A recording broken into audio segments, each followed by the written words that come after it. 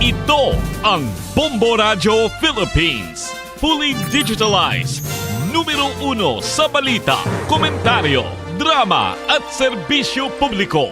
Bombo Radio Philippines. Bombo Radio Philippines. Ang inyong number 1 at most trusted radio network in the country. Basta Radio Bombo! Oras sa Bombo Radio Iloilo, Philippine Standard Time, 53 minutos na nakaligad sa tak ng alas sa 11. Welcome sa pagpangalagad sa Bombo Hanay sa Ududri sa FM Bombo Radio Iloilo, ang flagship station sa number 1 most trusted radio network kinakantara ang Bombo Radio Philippines. Adlaw kita karon sa Miyerkules, Abril 17, tuig 2024. Sa gihapon, ini mo lang mo ang kurman, Bombot Shama Blanco Hover, kag karon sa matalakuan kag mga nagapauna nga mga balita. Bombo Radio Philippines nagapabilin nga most trusted radio station sa bilog nga pungsod. Inisandig sa latest nga survey nga ginapagwa sa nga publiko sa Asia Incorporated. Nagaisanon lamang nga radio station. Sa aton sinikaron niya nga mga kabombo. Sa biyak nga bahin ang chief sa City Drug Enforcement Unit ginpanginwala ang aligasyon nga may ginpangkuha nga ang mga operatiba nga mga lahas sa ginpanigayon sinigabay bus operation sa distrito sa Arevalo. Iloilo City Police Office nagpasalig nga tagan sang solusyon kung mapamatudan nga matudang ginaligar nga pagpanaya sang pusil kag pagpanguha sang alahas sa balay sang subject person. Sa iban pa nga mga talupang doon karon nga mga balita mag-abyan nga halin sa ilimnan, patay matapos sa makabunggo ang ginasakyan sini nga salakyan sa isa ka concrete post dito iya sa isa ka hardware store sa barangay Alakaygan, Barate, Iloilo. Pila ka mga prinsipal sa syudad sa Iloilo ginalantaw nga diferensyador may diferensya giniya ang face-to-face ikumparar sa online in terms ang pagtuon sa mga bumuluto, mga manunudlo na initan man sa bahingkaron sa pitik politika. Mga tuyo magpadalagan, gulpihada lang ang mainulik doon. Mainulik doon in the sense nga ti hamakon mo sini banwa daw nagalapta na karon iyang ila sini nga mga poster, ang ila sini nga mga tarpaulin nga kung saan nagapahanumdom nga maghalong gid, be safe sa ila sini iya nga pag-travel sa pagmaniho sa nga salakyan.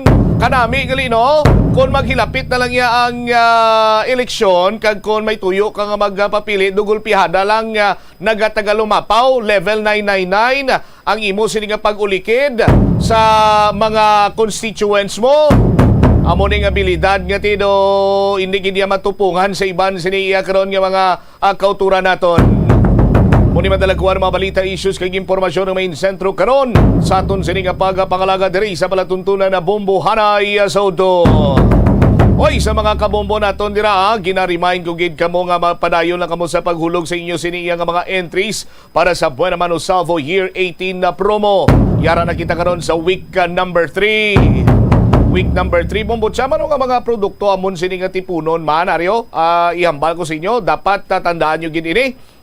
Casino ethyl alcohol 99.9 germs patay, alaga ang kamay, isa ka kapsilo konselyo. Ang selyo na tandaan nyo na, kapsilo konselyo or label sa casino alcohol in any size or variant.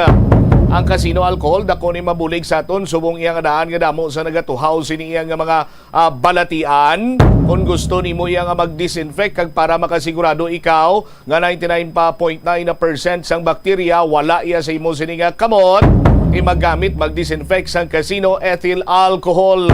Orocan, sa Orocan may isang buhay mo isa ka product sticker kun coupon sang Orocan nga may Bombo promo title, isa na ka proof of purchase. Silver Swan, tama ang timpla, isa ka empty sana pouch or paper label, at least 3/4 ang size. Silver Swan soy sauce or sukang puti. Kagapon nutusudan ta Bombo Mel sinugbanga bang Ros. Tiluto na dira ang sinugbanga pork belly, butangan mo ni sang soy sauce kag sang Silver Swan soy sauce kag sukang puti. Sus Maria kag Josepo, ang isa ka tinigang ni kulang pa. Our Florete Pawn Shop and Jewelry, your Diamond and Pearl House, isa ka kupon sa kada 100 pesos ka balor sa pagbakal mo sang alahas, pagprenda sang alas o pagbakal sang rilo, may isa na ikaw ka kupon. Surf Powder Liquid Fabcon singling pero di mamahalin, isa ka empty sachet sang 65 grams, Cherry Fresh ukon isa ka empty pouch sang 64 ml, Liquid Rose Fresh ukon empty sachet sang 25 ml, Fabcon Blossom Fresh. Sarang na ina nga mangin proof of purchase. Tikon matipon na ninamon mo mutya, manuamon sining himuon. Ang himuon nyo, balikan tayo na. Standby na kamo sa mga nagapaw na dalaguan ng mga balita. Kaupo naman sa aton sining Bombo News Center. Ang mga talupang doon karon ng mga balita, balikan ta sa Bombo Hanay Sauto. Sa luwas sang Manila nga nakaangkon sang direct shipping lines padulong sa iban nga mga pungsod. Halin sang 1855 nagaserbe na ang Port of Iloilo nga alagyan sang mga international shipping lines nga halin kag padulong sa Australia, Hong Kong, China, Singapore, Europe kag Amerika. September 29, 1855 sang ginbuksan ni Queen Isabella II sang Spain ang Port of Iloilo para sa international market. Mas nangin mahapos pagid ang trade sa tunga sang Iloilo kag Europe, ilabi na sa United Kingdom sang nabuksan ang Suez Canal sadtong 1869. Ang tambo o kun bamboo shoots manggaranon sa dietary fiber, low in calories kag Ang Bombo Radio Philippines, fully digitalized, numero 1 sa balita, komentaryo, drama at serbisyo publiko. Bombo Radio Philippines. Bombo Radio Philippines. Ang inyong number 1 at most trusted radio network in the country. Sa Radyo Bombo! This is Bombo Network News Noontime Edition and we're broadcasting live from Bombo Radio Broadcast Center, Makati City, Philippines. Araw ngayon ng Miyerkules, ikalabing-pito sa buwan ng Abril taong 2024. Sa ating mga headline, ethics complaint laban kay Congressman Pantaleon Alvarez mayroon daw sapat na basihan ayon sa ilang mambabatas. Ang Commission on Elections naman nakitaan ng korte ng grave abuse of discretion matapos na disqualify ang Smartmatic sa bidding process. Israel mananatili pa rin sa ilalim ng Alert Level number 2 batayan sa assessment ng Department of Foreign Affairs. Si Pangulong Bongbong Marcos naman muling iginiit ang pagbawi ng umano'y secret deal ni dating Pangulong Rodrigo Duterte sa China. At ang Armed Forces of the Philippines kinumpirma na iniimbestigahan na ng Department of Justice at National Bureau of Investigation si dating House Speaker Pantaleon Alvarez kaugnay nga doon sa panawagan nito sa sandatahang lakas ng bansa na mag-withdraw ng suporta kay Pangulong Ferdinand Bongbong Marcos Jr. Ang mataas naman na heat index nagdudulot ng imbalance distribution ng sizes at nagpapababa ng egg production sa bansa. Sa balita sa ibayong dagat, ang Estados Unidos papatawan na naman ang panibagong sanksyon ng Iran. Yan ay kasunod nga ng nangyaring pag-atake nito sa Israel. At live nationwide via satellite, dumako na tayo sa mga detalye ng ating mga balita. Naniniwala ang veteranong mambabatas na si Cagayan de Oro 2nd District Congressman Rufus Rodriguez na mayroong sapat na basihan para sa ethics complaint laban kay Davao del Norte 1st District Congressman at former House Speaker Pantaleon Bebot Alvarez doon sa House of Representatives.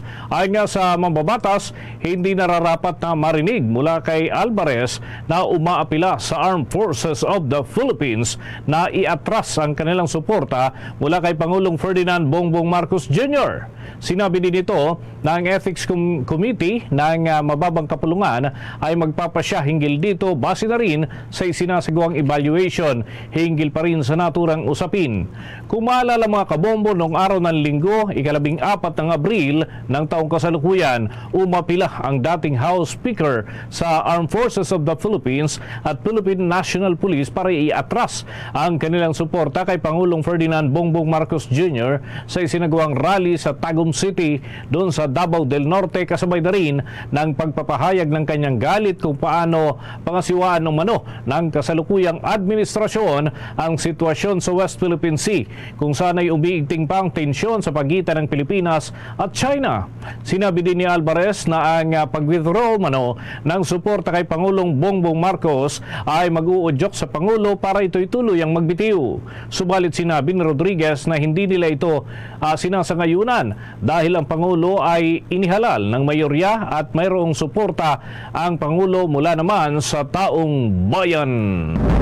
Samantala, nakitaan naman ng Korte Suprema ng grave abuse of discretion ng Commission on Elections matapos nitong ideklarang disqualified ang Smartmatic sa klaw ng kautusan ng poll body ang paglahok ng kumpanya sa lahat ng procurement process sa paghahanda sa 2025 midterm elections. Ayon sa kataas-taasang hukuman, nagkaroon ng pagmamalabis sa bagay na ito ang COMELEC, lalo't dati ng bahagi ng mga nakalipas na halalan ang partisipasyon ng Smartmatic. Gayunman, hindi umano ibabasura ng korte ang resulta ng mga nakalipas na bidding ng komisyon. Maging ang pag-award ng kontrata ay hindi rin sasaklawin ng desisyon ng kataas-taasang hukuman. Sa iba pang balita, pinapanatili ng gobyerno ng Pilipinas ang nasa ikalawang alerto na deklarasyon para sa Israel. Kasunod yan ng pagganti ng pag-atake ng Iran noong weekend. Ayon sa Department of Foreign Affairs, kinukumpirma ng pamahalaan ang dating deklarasyon na Alert Level Number 2 sa estado ng Israel na nagbabawal sa pag-deploy ng mga overseas Filipino workers doon. Pinapairal ang Alert Level Number 2 kapag mayroong tunay na banta sa buhay, seguridad at ari-arian ng mga Pilipino bunsod ng internal disturbance, instability at external threat. Kaugnay nito ay inirekomenda ng Philippine Embassy doon sa Tel Aviv na ipagpaliban muna ang lahat ng non-essential travel mula sa Pilipinas patungo ng Israel o hanggang maging stable ang sitwasyon sa naturang lugar. Pinapayuhan din ng mga Pilipino na nasa Israel na maging alerto at maging updated sa security pronouncements ng kanilang gobyerno. Para naman sa contingency planning purposes, hinihimok ang mga Pilipino na makipag-ugnayan sa kanilang overseas community leaders at sa mga embahada o konsulada ng Pilipinas. Una nang itinaas ng Department of Foreign Affairs sa Alert Level Number 2 ang status ng alerto dun sa Israel noon pang Oktubre ng nakalipas na taon. Kasunod yan ang naging deklarasyon ng Israel ng gyera laban naman sa militanteng Hamas. Samantala, kumuha tayo ng karagdagang pag-uulat mula dyan sa Senado. 10 panukalang batas na katakda daw na aprubahan ng Senado bago ang State of the Nation address ni Pangulong Ferdinand Marcos Jr. Samantala, ang Reserve Officer Training Corps naman at Waste to Energy Act nangangailangan pa ng mabigat na debate. Kaugnay niya, nalamin natin ang kabuuang pag-uulat mula kay Bombo JC Galvez. Nakatakdang aprubahan ng Senado ang 10 panukalang batas bagong State of the Nation Address o SONA ni Pangulong Ferdinand Marcos Jr. sa huling Lunes ng Hulyo. Inihayag ni Senate Majority Leader Joel Villanueva na bagamat may kaunting oras lamang sila para maipasa ang mas marami pang priority measures, tiyak naman sila sa mataas na kapulungan na kahit 10 dito ay malalagdaan na agad ang Pangulo para maging ganap na batas. Kabilang dito, ang Philippine Maritime Zones Act, Real Property Valuation Assessment Reform Act, Anti-Agricultural Economic Sabotage Act, at Self-Reliant Defense Posture Revitalization Act na kasalukuyang nasa Bicameral Conference Committee. Dagdag pa rito, ang pinagtibay ng mababang kapulungan ng Kongreso na Philippine Ecosystem and Natural Capital Accounting System o PENCAS, gayon din namang ipapasa sa pagbabalik sesyon na Anti-Financial Accounts Scamming Act o AFASA, New Government Procurement Act, Blue Economy Act, at ang Enterprise-Based Education and Training Framework Act. Samantala, ayon pa kay Villanueva, kailangan namang sumailalim pa sa mabigat na debate ang Reserve Officers Training Corps o ROTC Act at ang Waste to Energy Act. Noon nang tiniyak ni Senate President Juan Miguel Zubiri na ang panukalang ROTC ay isa sa kanilang mga prioridad sa sandaling magpatuloy ang sesyon. Ayon sa Majority Leader, may mga panukala na may mga issue na kailangan pang pagdebatehan tulad na lamang ng mandatory ROTC na ilan sa mga kasamang senador ay may reservations tulad niya. Partikular na issue ng mambabatas sa mandatory ROTC, ang cost o halaga na kakailanganin para sa pagpapatupad nito. Kung saan, mula 2023 hanggang 2025 o mula sa Phase 1 hanggang Phase 5 ng implementasyon ng programa ay kinakailangan ng Armed Forces of the Philippines ng 61.2 billion pesos at mangangailangan din ng 9,584 na tauhan kung saan sa sweldo pa lamang ay bilyon-bilyon na ang gagastusin dito. Medyo maliit yung time, yung window to pass as much as we can, especially our priority measures. We are looking at least, siguro at least mga 10 bills na ready for President's signature before the SONA. Yung mga minention ko kanina, I feel na very confident about it that we'll be able to pass it. Now, there are some issues na may mabigat pa ng mga debate, kagaya ng ROTC, kagaya ng waste to energy bill. So yan po, itatackle din po yan, but I would say best effort to act on it, whether it will pass or not.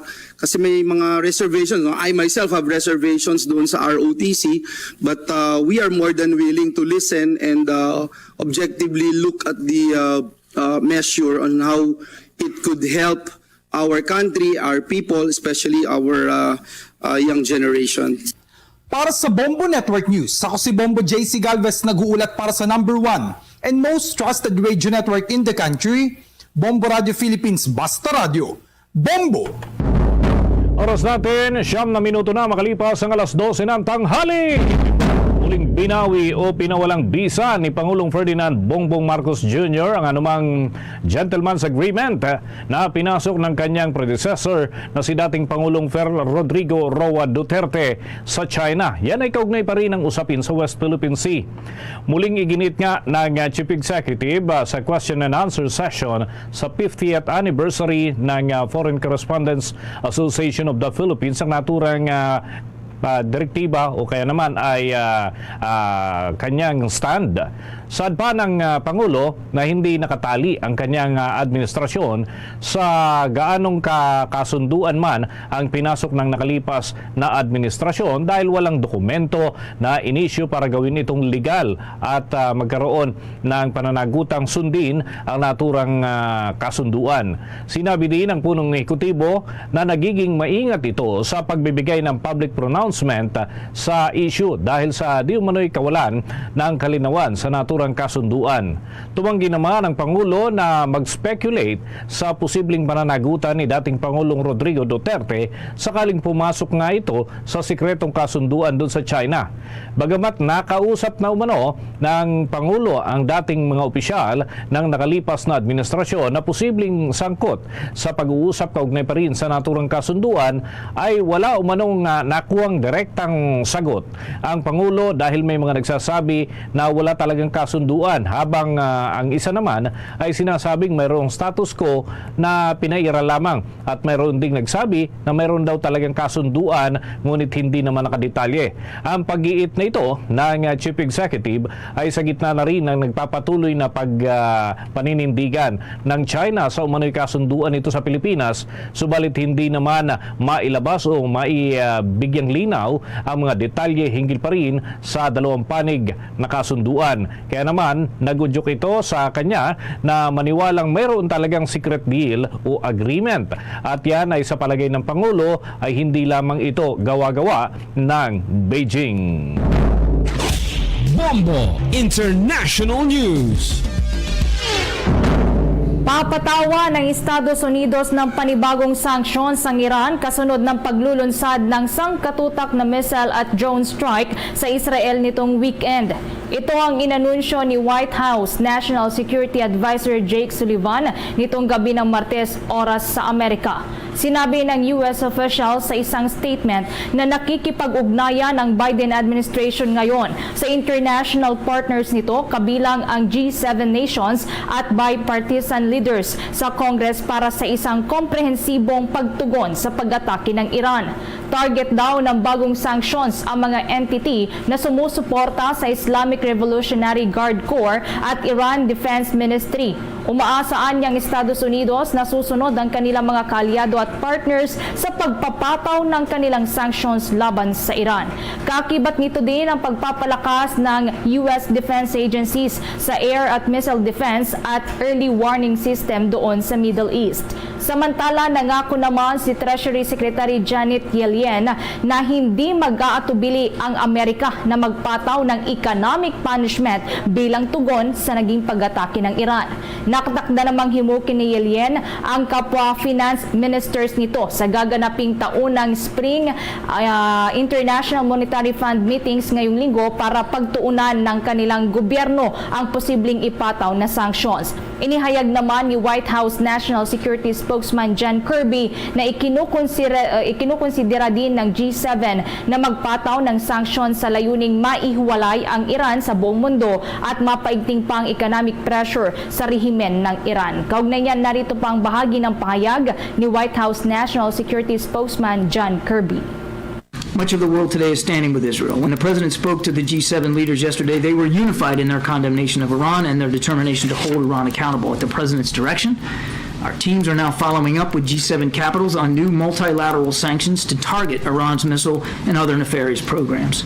G7 countries that had yet to designate the IRGC a terrorist organization are now considering doing so.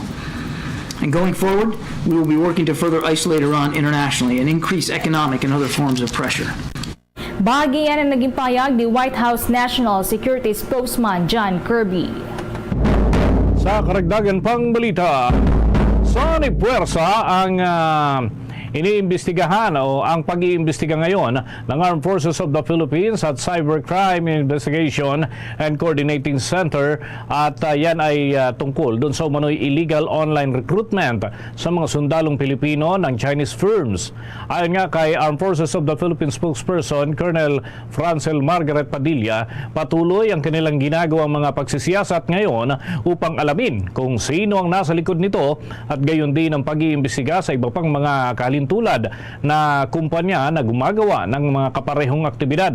Anya, bagamat may mga nakalap ng impormasyon ng hukbong sandatahan ukol dito, tulad na lamang ng screenshots na mga comment at yung ilang sumubok mag-apply online, ay hindi pa rin nila matukoy kung may mga miyembro ba ng kasundaluhan o ng sandatahan lakas ng bansa ang sumasali at yan ay may kinalaman pa rin doon sa naturang recruitment. Samantala, sa ngayon ay nagpapatuloy naman ang ginagawang pag-alala ng Armed Forces of the Philippines sa lahat ng kanilang mga tauhan na yan ay pinag-iingat pa rin yung mga tauhan ng sandatahan lakas ng bansa at manatiling profesional upang hindi mabiktima ng mga kahintulad na modus operandi. Kaugnay niyan, narito ang naging pahayag ni Colonel Francel Margaret Padilla, tagapagsalita ng Armed Forces of the Philippines.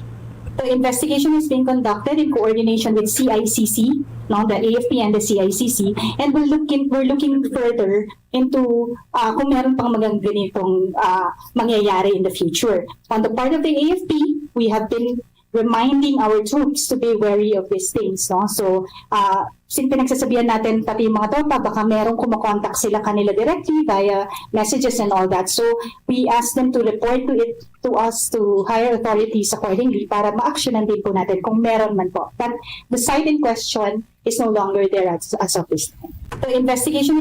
Bahagyan ng mga pahayag ni Colonel Francel Margaret Padilla, tagapagsalita ng Armed Forces of the Philippines. Samantala, kumuha tayo ng karagdagang pag-uulat ang nasabat na mahigit 13 billion pesos na shabu sa isang checkpoint sa May Batangas, posibleng pinadaan daw sa dagat. Kaya nakapasok dito sa ating bansa ayon yan sa impormasyon mula sa Philippine National Police. Kaugnay niyan, kumuha pa tayo ng karagdagang detalye sa pag-uulat ni Bombo Marlene Padiernos. Inihiyag Ipinahayag ni Philippine National Police Public Information Office Chief Police Colonel Jean Fajardo na malaki ang posibilidad na ipinuslit sa Pilipinas mula sa ibang bansa ang nasabat na tunat ng dalad ng mga shabu sa Batangas kamakailan lang. May kaugnayan pa rin ito sa tinatayang 13.3 billion pesos na halaga ng illegal na droga na nasabat sa isang checkpoint sa Aritagtag, Batangas na ituturing ngayon ang biggest drug haul sa kasaysayan ng pambansang pulisya. Lumalabas kasi anya sa inisyal na pagkasiyasat ng kapulisan na ibang-iba ang markings at packaging na naturang mga illegal na droga mula sa regular na mga ipinagbawal na gamot na karaniwang nasasabat ng mga otoridad. Dahil dito ay iniimbestigahan ngayon ng pulisya ang posibilidad ng paggamit ng yate ng mga sospek para ipasok sa ating bansa, partikular na sa coastal waters ng Batangas ang naturang mga kontrabando. Kaugnay nito ay nakikipag-ugnay na anya sa ilang mga individual ang Philippine National Police para sa kaukulang validation kasabay na nagpapatuloy na pag-iimbestiga ng mga otoridad upang tukuyin naman ang grupong nasa likod ng naturang krimen. Kung maalala, personal na ininspeksyon mismo ni Pangulong Ferdinand Bongbong Marcos Jr. ang mga nasabat na sangkaterbang illegal na droga sa Aritagtag, Batangas kung saan ipinag-utos din niya ang Philippine National Police at Philippine Drug Enforcement Agency na ipagpatuloy ang kanilang pag-usumikap sa paglaban kontra illegal na droga. Nakatutugog, yun nga po yung sinasabi ng ating Pangulo at yun din po yung sinasabi ng ating SING at even yung ating GPNP. When he assumed office, ang sinabi niya ay iba yung magiging ikha ng kumpanya natin laban sa droga. Dapat focus tayo, ay identify natin saan ba talaga ang source ng drugs. Intensify natin, strengthen po natin yung intelligence-driven operation po natin. At ito po yung pagpapatunay na maganda po yung takbo ng ating pagtakbo po ng ating police strategy with respect sa kampanya po natin sa illegal drugs. At yun po yung bilin ng ating presidente kanina nung sinabi po niya na tulungan niyo po kami, tulungan niyo po ang PNP, tulungan niyo po ang PIDEA dahil kailangan po natin ang tulong ng ating komunidad dahil kapag kami mga information po kayo at naobserbahan sa inyong mga community, i-report niyo po kaagad yan sa PNP at PIDEA at makakaasa po kayo na a-actionan po yan, lalong-lalo na po kung yan po ay may kinalaman sa illegal na droga. Para sa Bombo Network News, ako po si Bombo Marlene Padiernos, nag-uulat para sa #1 and most trusted radio network in the country, Bombo Radio Philippines. Basta Radio, Bombo! Mga kabombo, mga ka-Star Nation, ipinagdiriwang ni na Pangulong Ferdinand Bongbong Marcos Jr. at First Lady Lisa Araneta Marcos. Ngayong araw, Miyerkules, ang kanilang ika-31 wedding anniversary. Sa naging online post ng unang ginang, kanyang ibinahagi ang isang collage ng kanilang mga larawan na kinuna noong Abril ng taong 1993, Abril ng taong 2018 at nitong Abril ng kasalukuyang taon na mayroon namang caption na 31st anniversary. Binati din ni Pangulong Marcos si First Lady Lisa Marcos sa pamamagitan ng pagbabahagi din ng kanyang collage ng mga larawan na may caption na Happy Anniversary. Una nga rito ay kinasal sina Pangulong Ferdinand Marcos Jr. at First Lady Lisa Marcos sa Italia noong Abril 17 ng taong 1993. Nabiyaan ang first couple ng 3 lalaking anak na sina Sandro, Simon at Vinny. At pagbati mula naman sa Bombo Radio Philippines, Happy Anniversary! Commute time, iced coffee time. It's Dunkin' Coffee time. Ketchup time, Spanish latte time. It's Dunkin' Coffee time. Right time, hot brewed coffee time. It's Dunkin' Coffee time. Anytime is the best time for Dunkin' Coffee. With a signature taste and variety of flavors, best enjoyed anytime, anywhere. Anong time na? It's Dunkin' Coffee time! At ngayon, sa pagpapatuloy ng iba pang pangunahing mga balita. Dumako naman tayo sa mga balita sa politika. Itiniwalag ng partidong hugpong ng pagbabago sa Davao Region na pinangungunahan ni Vice President Sara Duterte ang 4 na miyembro nito. Kabilang dito sina Davao de Oro Representative Maria Carmen Zamora at local political powerhouses mula sa Oy Clan na napag-alamang kaalyado ng Marcos administration na sina Tagum City Mayor Ray Oy at kanyang anak na si Vice Governor Di Carlo Oy ng Davao del Norte. Norte. Maging ang pinsan nito na si Davao de Oro Vice Governor J.V. Tyron Uy. Sa isang statement mula sa partido na kumalat nga sa social media nitong araw ng Martes, sinabi ng hugpong ng pagbabago na ang termination ng kanilang membership sa partido na epektibo noong araw ng Lunes ay sa gitna yan ng kamakailang mga pangyayari at aksyon na napag-alamang taliwas daw sa core principles at polisiya ng kanilang partido. Sinabi din ng partido na ang kanilang desisyon na alisin ang 4 na miyembro nito ay hindi naging madali dahil sila ay valued members umano ng kanilang partido. Inaasahan anya na sa mga susunod pang araw, magpapasa ng courtesy resignation ang iba pang miyembro ng hugpong ng pagbabago kasabayan ng kanilang patuloy na paghahanda para sa nalalapit na halalan. Ang mga pagbabagong ito nga sa naturang partido ay isang araw matapos ang isinagawang rally ng dating Pangulong Rodrigo Duterte at kanyang mga kaalyado doon sa Tagum City na inorganisa ng Hakbang ng Maisog, isang movement na inilunsad ng mga Duterte sa Davao City noong Enero na hinubog daw para maging political counterforce ni Pangulong Marcos. Una na ngang inakusahan ni Davao del Norte Representative Pantaleon Alvarez sina Mayor Uy at kanyang anak na si Vice Governor Di Carlo na kasalukuyang acting governor naman doon sa Davao del Norte na nasa likod umano ng pagharang sa pagsasagawa ng Maisog Rally noong Abril 14 sa Provincial Government Sports Complex. Pinabulaanan naman ni Mayor Uy ang naturang akusasyon at sinabing malayang magsasagawa ng rally ang mga kaalyado ng dating Pangulo doon sa Tagum City. Sa ngayon, wala pang inilalabas naman na statement ang 4 na political leaders kaugnay sa kanilang mga aligasyon laban sa kanila. Sa iba pa nating balita, nakapagtala ang Commission on Elections o COMELEC ng 1,586 voter registration sa loob lamang ng 2 araw na Special Registration Anywhere program at satellite registration sa loob po yan ng Camp Darapanan doon sa Sultan Kudarat at Camp Abubakar sa Barira, Maguindanao del Norte noong Abril 15 at 16. Sa 2 araw na Register Anywhere at satellite registration, sinabi ni Commission on Elections Chairman George Erwin Garcia na mga minor de edad na 15 taong gulang hanggang 16 na taong gulang ay sinubukang makapagparehistro para naman sa 2025 midterm elections. Nilinaw ni Garcia na wala silang nakikitang masama sa intensyon na ito at marahil ay mali lamang ang nakarating na impormasyon hinggil naman doon sa naging hakbang ng mga bata. Noon kasing nakalipas na registration period ay pinayagan talaga ng COMELEC ang 15 hanggang 17 taong gulang na makapagparehistro. Yan ay para sa sangguniang kabataan elections na ginanap na po noong Oktubre ng nakalipas na taon. Sinabi naman ni Garcia na ipagpapatuloy nila ang pag-reach out sa malalayong komunidad hanggang sa matapos ang registration sa Setyembre 30 ng kasalukuyang taon. Samantala, sinabi ng COMELEC na nakahanda sila na magsagawa ng parliamentary election sa Bangsamoro Autonomous Region in Muslim Mindanao sa susunod na taon. Samantala, ang National Irrigation Administration naman patuloy ang mga ginagawang hakbang para mabawasan ang epekto na dulot ng El Nino sa mga sakahan dito sa ating bansa. Kaugnay niya na may kabuuan pang pagdidetalye si Bombo Victoriantino.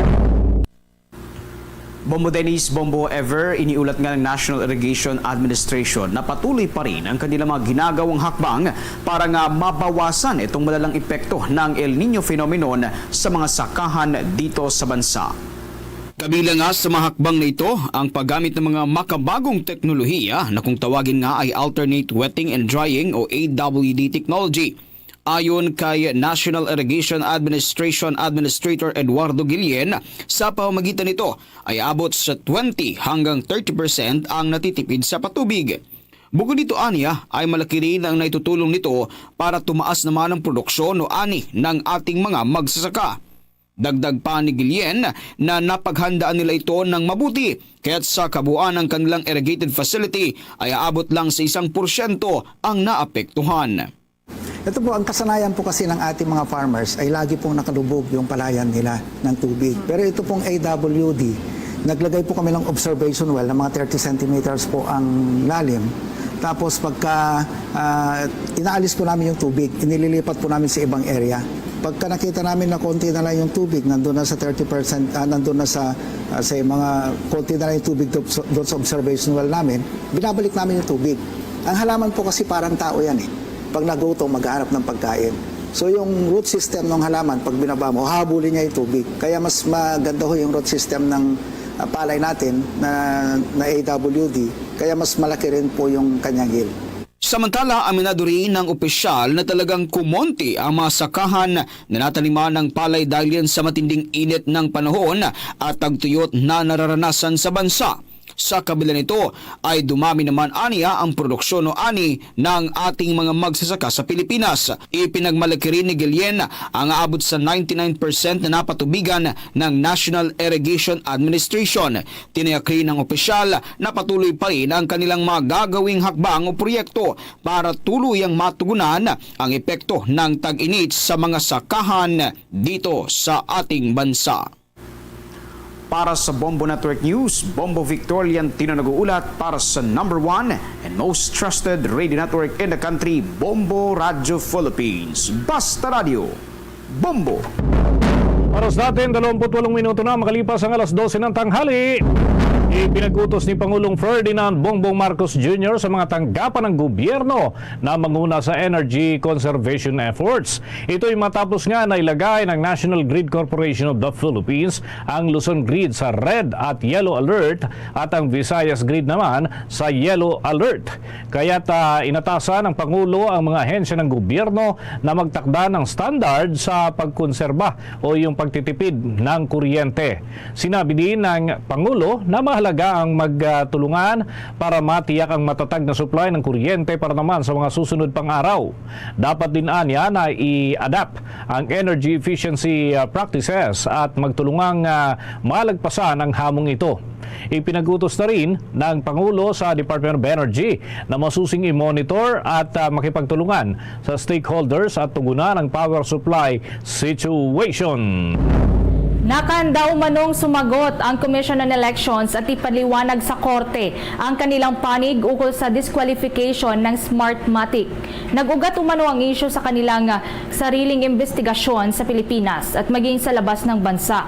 Nabatid umano nila ang bumabalot ng mga usapin sa Smartmatic, kaya minabuti ng komisyon na alisin na ang kumpanya sa paglahok sa procurement process para sa 2025 midterm elections. Layunin nito na maprotektahan ang integridad na rin ng halalan dito sa ating bansa.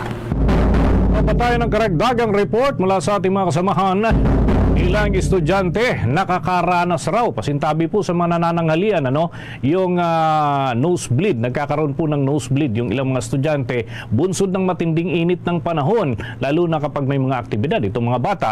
Alamin natin ang update na kalap ni Bombo Kelly Cordero. Nakakaranas na ng pagdurugo ng ilong ang ilang estudyante dito sa Aurora Quezon Elementary School dahil sa tindi ng init ng panahon. Aminado ang ilang guro dito sa naturang paaralan na hindi sapat ang kanilang mga electric fan sa bawat classroom, kaya may mga estudyante silang nakakaranas ng pagdurugo ng ilong, hika, pagkahilo at nagkakaroon ng rashes. Nito lamang isang 8 taong gulang na estudyante ni Joanna Malazarte, grade 3 teacher, ang dumugo ang ilong dahil sa sobrang init ng panahon.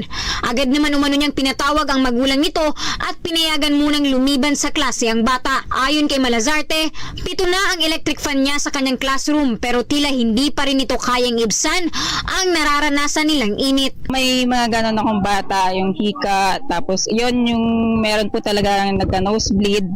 Tapos nagulat nga ako kasi talagang ang daming Yun, pinatawag ko po yung parent, kinuha niya na, inuwi na po sa bahay. Hindi na po bumalik. Kinabukasan na lang po pumasok. Then kinumusta ko naman siya kinabukasan, okay ka na ba? Okay na po ma'am, kaya na nang pumasok. Sa 30 grade 3 student naman na hinahawakan ni Raymond Dilao, may mga kaso rin umano na nakakaranas ang kanyang mga estudyante ng pagkahilo at pagdurugo ng ilong. Ang ibinubuga raw kasing hangin ng 6 na electric fan niya sa classroom ay mainit din, kaya nasa 2 hanggang 3 bata ang naitatala nilang nagdurugo ang ilong nung hindi hindi pa sila nagpapatupad ng alternative delivery mode. Anya, una dinadala muna nila sa school clinic, pero sa mga kaso na matindi na ang pagkahilo ng bata ay ipinapatawag na ang mga magulang nito. Base dun sa mga face-to-face namin, maraming nag-nosebleed at maraming nahihilo. So, ang ginagawa namin doon, dinadala namin sa clinic or yung tubig na lang, dapat pinapainom ng tubig ng marami lagi. Pero kasi kahit maraming electric fan, sa loob ng classroom na 30 pupils, yung buga kasi ng hangin ng electric fan, mainit pa rin. Sa ngayon, ang ginagawang solusyon ng paaralan, lahat ng pang-umaga na grade 3 students ay papasok ng Monday, Wednesday, 6 a.m. hanggang 12 noon. Habang ang lahat naman ng panghapon na estudyante ay umaga na rin papasok 6 a.m. hanggang 12 noon tuwing Tuesday at Thursday. Para sa Bombo Network News, Bombo Kelly Cordero nag-uulat para sa #1 and most trusted radio network in the country, Bombo Radio Philippines. Basta Radio, Bombo! Sa mga karagdagan pang balita, ibinida ng Armed Forces of the Philippines na umabot na sa kabuang 706 ang naitala po nila na mga rebelding communist terrorist group na naneutralisa ng kasundaluhan sa unang bahagi po yan ng kasalukuyang taon. Ayon kay AFP spokesperson Colonel Francel Margaret Padilla, ang naturang bilang ay naitala mula noong Enero 1 hanggang Abril 11 po yan ng taong kasalukuyan. Sa datos, kinabibilangan ito ng nasa 614 na rebelde na sumuko sa pamahalaan. 46 ang naaresto at 46 din ang napatay naman sa kasagsagan ng pakikipagsagupaan ng mga ito sa tropa ng militar. Bukod dito ay iniulat din ng tagapagsalita na mayroon din 89 na mga miyembro ng local terrorist group ang naneutralisa doon ng mga militar, kung sa 21 ang patay, 64 ang sumuko at 4 naman ang nadakip. Kaugnay nito ay aabot naman sa 293 ang mga armas na nakumpiska ng mga otoridad mula sa mga military operations nila. Sa ngayon ay patuloy pa rin ang ginagawang panawagan ng mga militar sa iba pang natitirang miyembro ng mga rebelde at terorista na sumuko na at magbalik loob na muli sa ating pamahalaan. Isinusulong ng Department of Energy na ilibre sa value-added tax ang pagbili at pagbibenta ng indigenous natural gas at iba pang mga uri ng enerhiya na kapakipakinabang. Iginit ni Energy Undersecretary Sharon Garin na ang value-added tax exemption ay bahagi ng fiscal incentives sa ilalim ng isinusulong na panukalang batas para naman sa pagpapalakas ng natural gas industry sa ating bansa sa ilalim ng Senate Bill 2247. Naniniwala si Garin na solusyon sa mataas na bayarin sa kuryente at sa matatag na energy security ang paggamit ng indigenous natural gas resources. Hiling pa ng Department of Energy sa Department of Finance na paboran ang fiscal incentives para naman sa natural gas investors dahil nararapat lamang na mabigyan ng insentibo ang mga key players ng naturang mga hakbang ukol sa pagpapalago ng natural gas para matiyak ang pagpapalakas ng commercial transactions at lumaki pa ang investment sa indigenous natural gas industry dito sa ating bansa. Sa ibang balita naman, naitala ng Philippine Statistics Authority ang bahagyang pagbaba ng farm gate price ng palay ngayong buwan ng Marso o nung nakalipas na buwan ng Marso. Noong Pebrero naman, nasa 25.3 pesos, 25 and 3 centavos ang kada kilo ng palay, pero ngayon nasa 24 pesos and 52 centavos na ang kada kilo.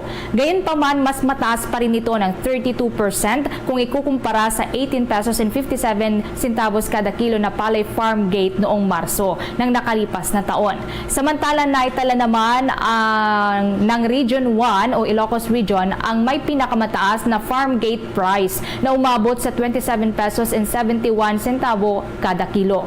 Pinakamababa naman ang naitala sa Eastern Visayas na nasa 19 pesos and 11 centavos kada kilo.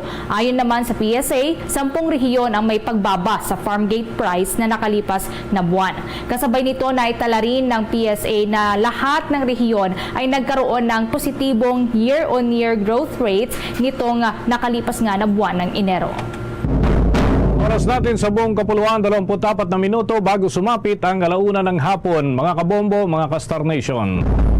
The time check was brought to you by Dunkin', pasalubong ng bayan. Bago tayo tumuloy sa iba pang malalaking balita ngayong tanghali mga kabombo, mga Castor Nation, kapiling natin sa linya ng komunikasyon ang isang abogado, political analyst para kahit papano ay mabigyan po tayo ng gabay hinggil doon sa mga usapin tungkol sa issue ng rebellion, sedition at mga kahalintulad na usapin. Kapiling natin sa ating linya ng komunikasyon via Zoom si Attorney Edward Chico, si Bombo Dennis Hamito po ito together with me, si Bombo Everly Rico. Attorney, unang-una, ano po ang kakibat na pananagutan sa isang kasong sedisyon at rebellion o kaya naman ay kahit inciting to sedition, Attorney? Well, unang-una sa lahat, importante kasi yung tiwala, yung allegiance at yung ating loyalty sa pamahalaan, sapagkat ang pamahalaan ang representante ng kung ano man meron ng ating bansa.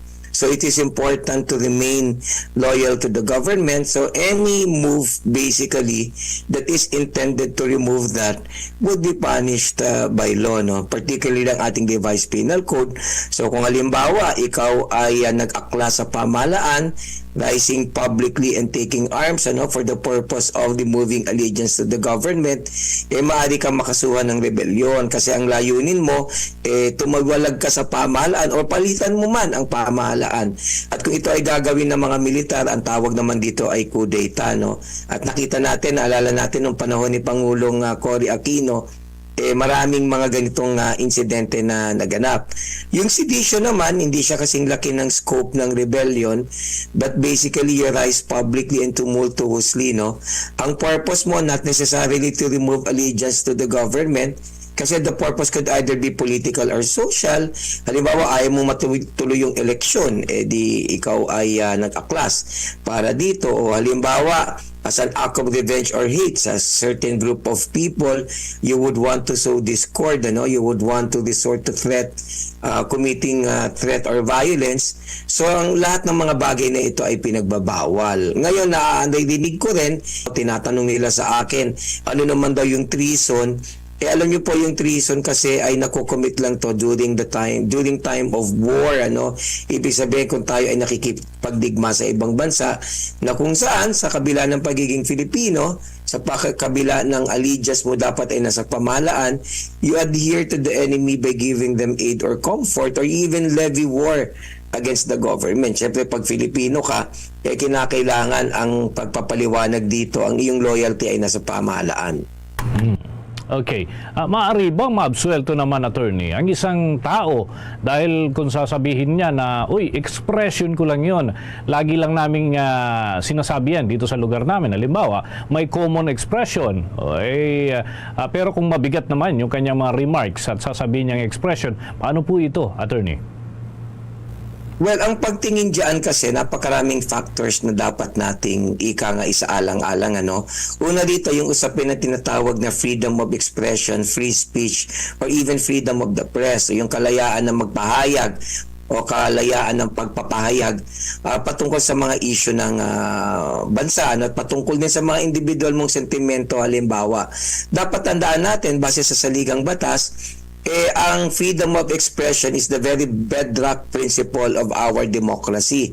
Alam mo, sa hierarchy ng mga karapatang pantao, mas mataas ang pagtrato dito kumpara halimbawa sa certain economic and even substantive rights, So, ibig sabihin, mataas ang pagtitiwala natin o pagbibigay natin ng pagkakataon sa isang individual sa kanyang karapatan na para magpahayag. So, pero siyempre, hindi porket may karapatan ka magpahayag, ibig sabihin absolute ito that you can basically say anything you want to say. But just take note of this, in case of doubt, the Supreme Court normally would resolve it in favor of the exercise of one's right to freedom of expression.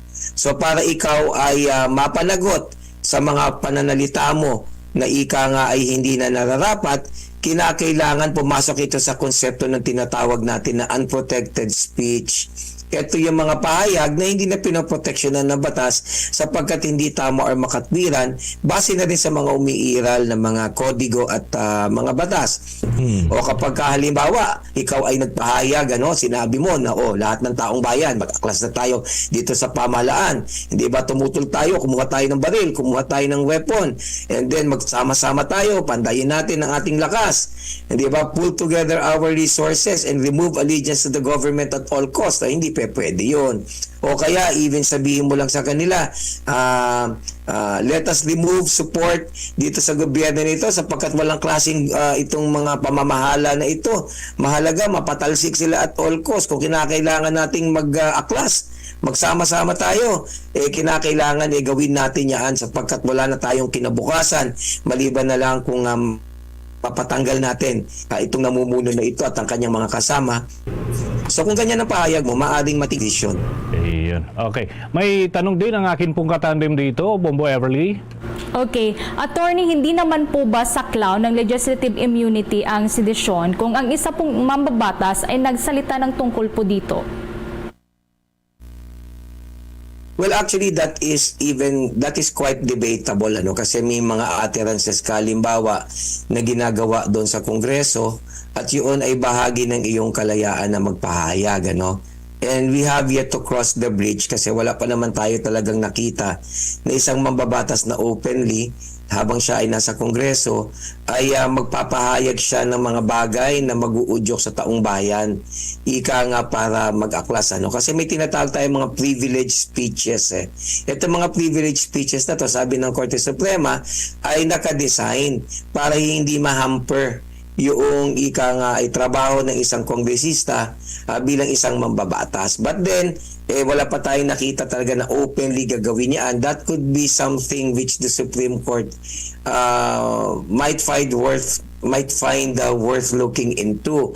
Ngayon, kung wala ka naman sa Kongreso, nagpahayag ka, linawin ko lang hindi porkit nagsabi ka halimbawa na mag-resign na ang Pangulo o mag-resign na ang Governor, ibig sabihin ay inciting to sedition agad ito, Kasi binabalanse nga natin interest on the one hand, yung karapatan mo na magpahayag, and on the other hand, yung pag-uudyok mo sa taong bayan na ika nga ay lumaban sa pamahalaan.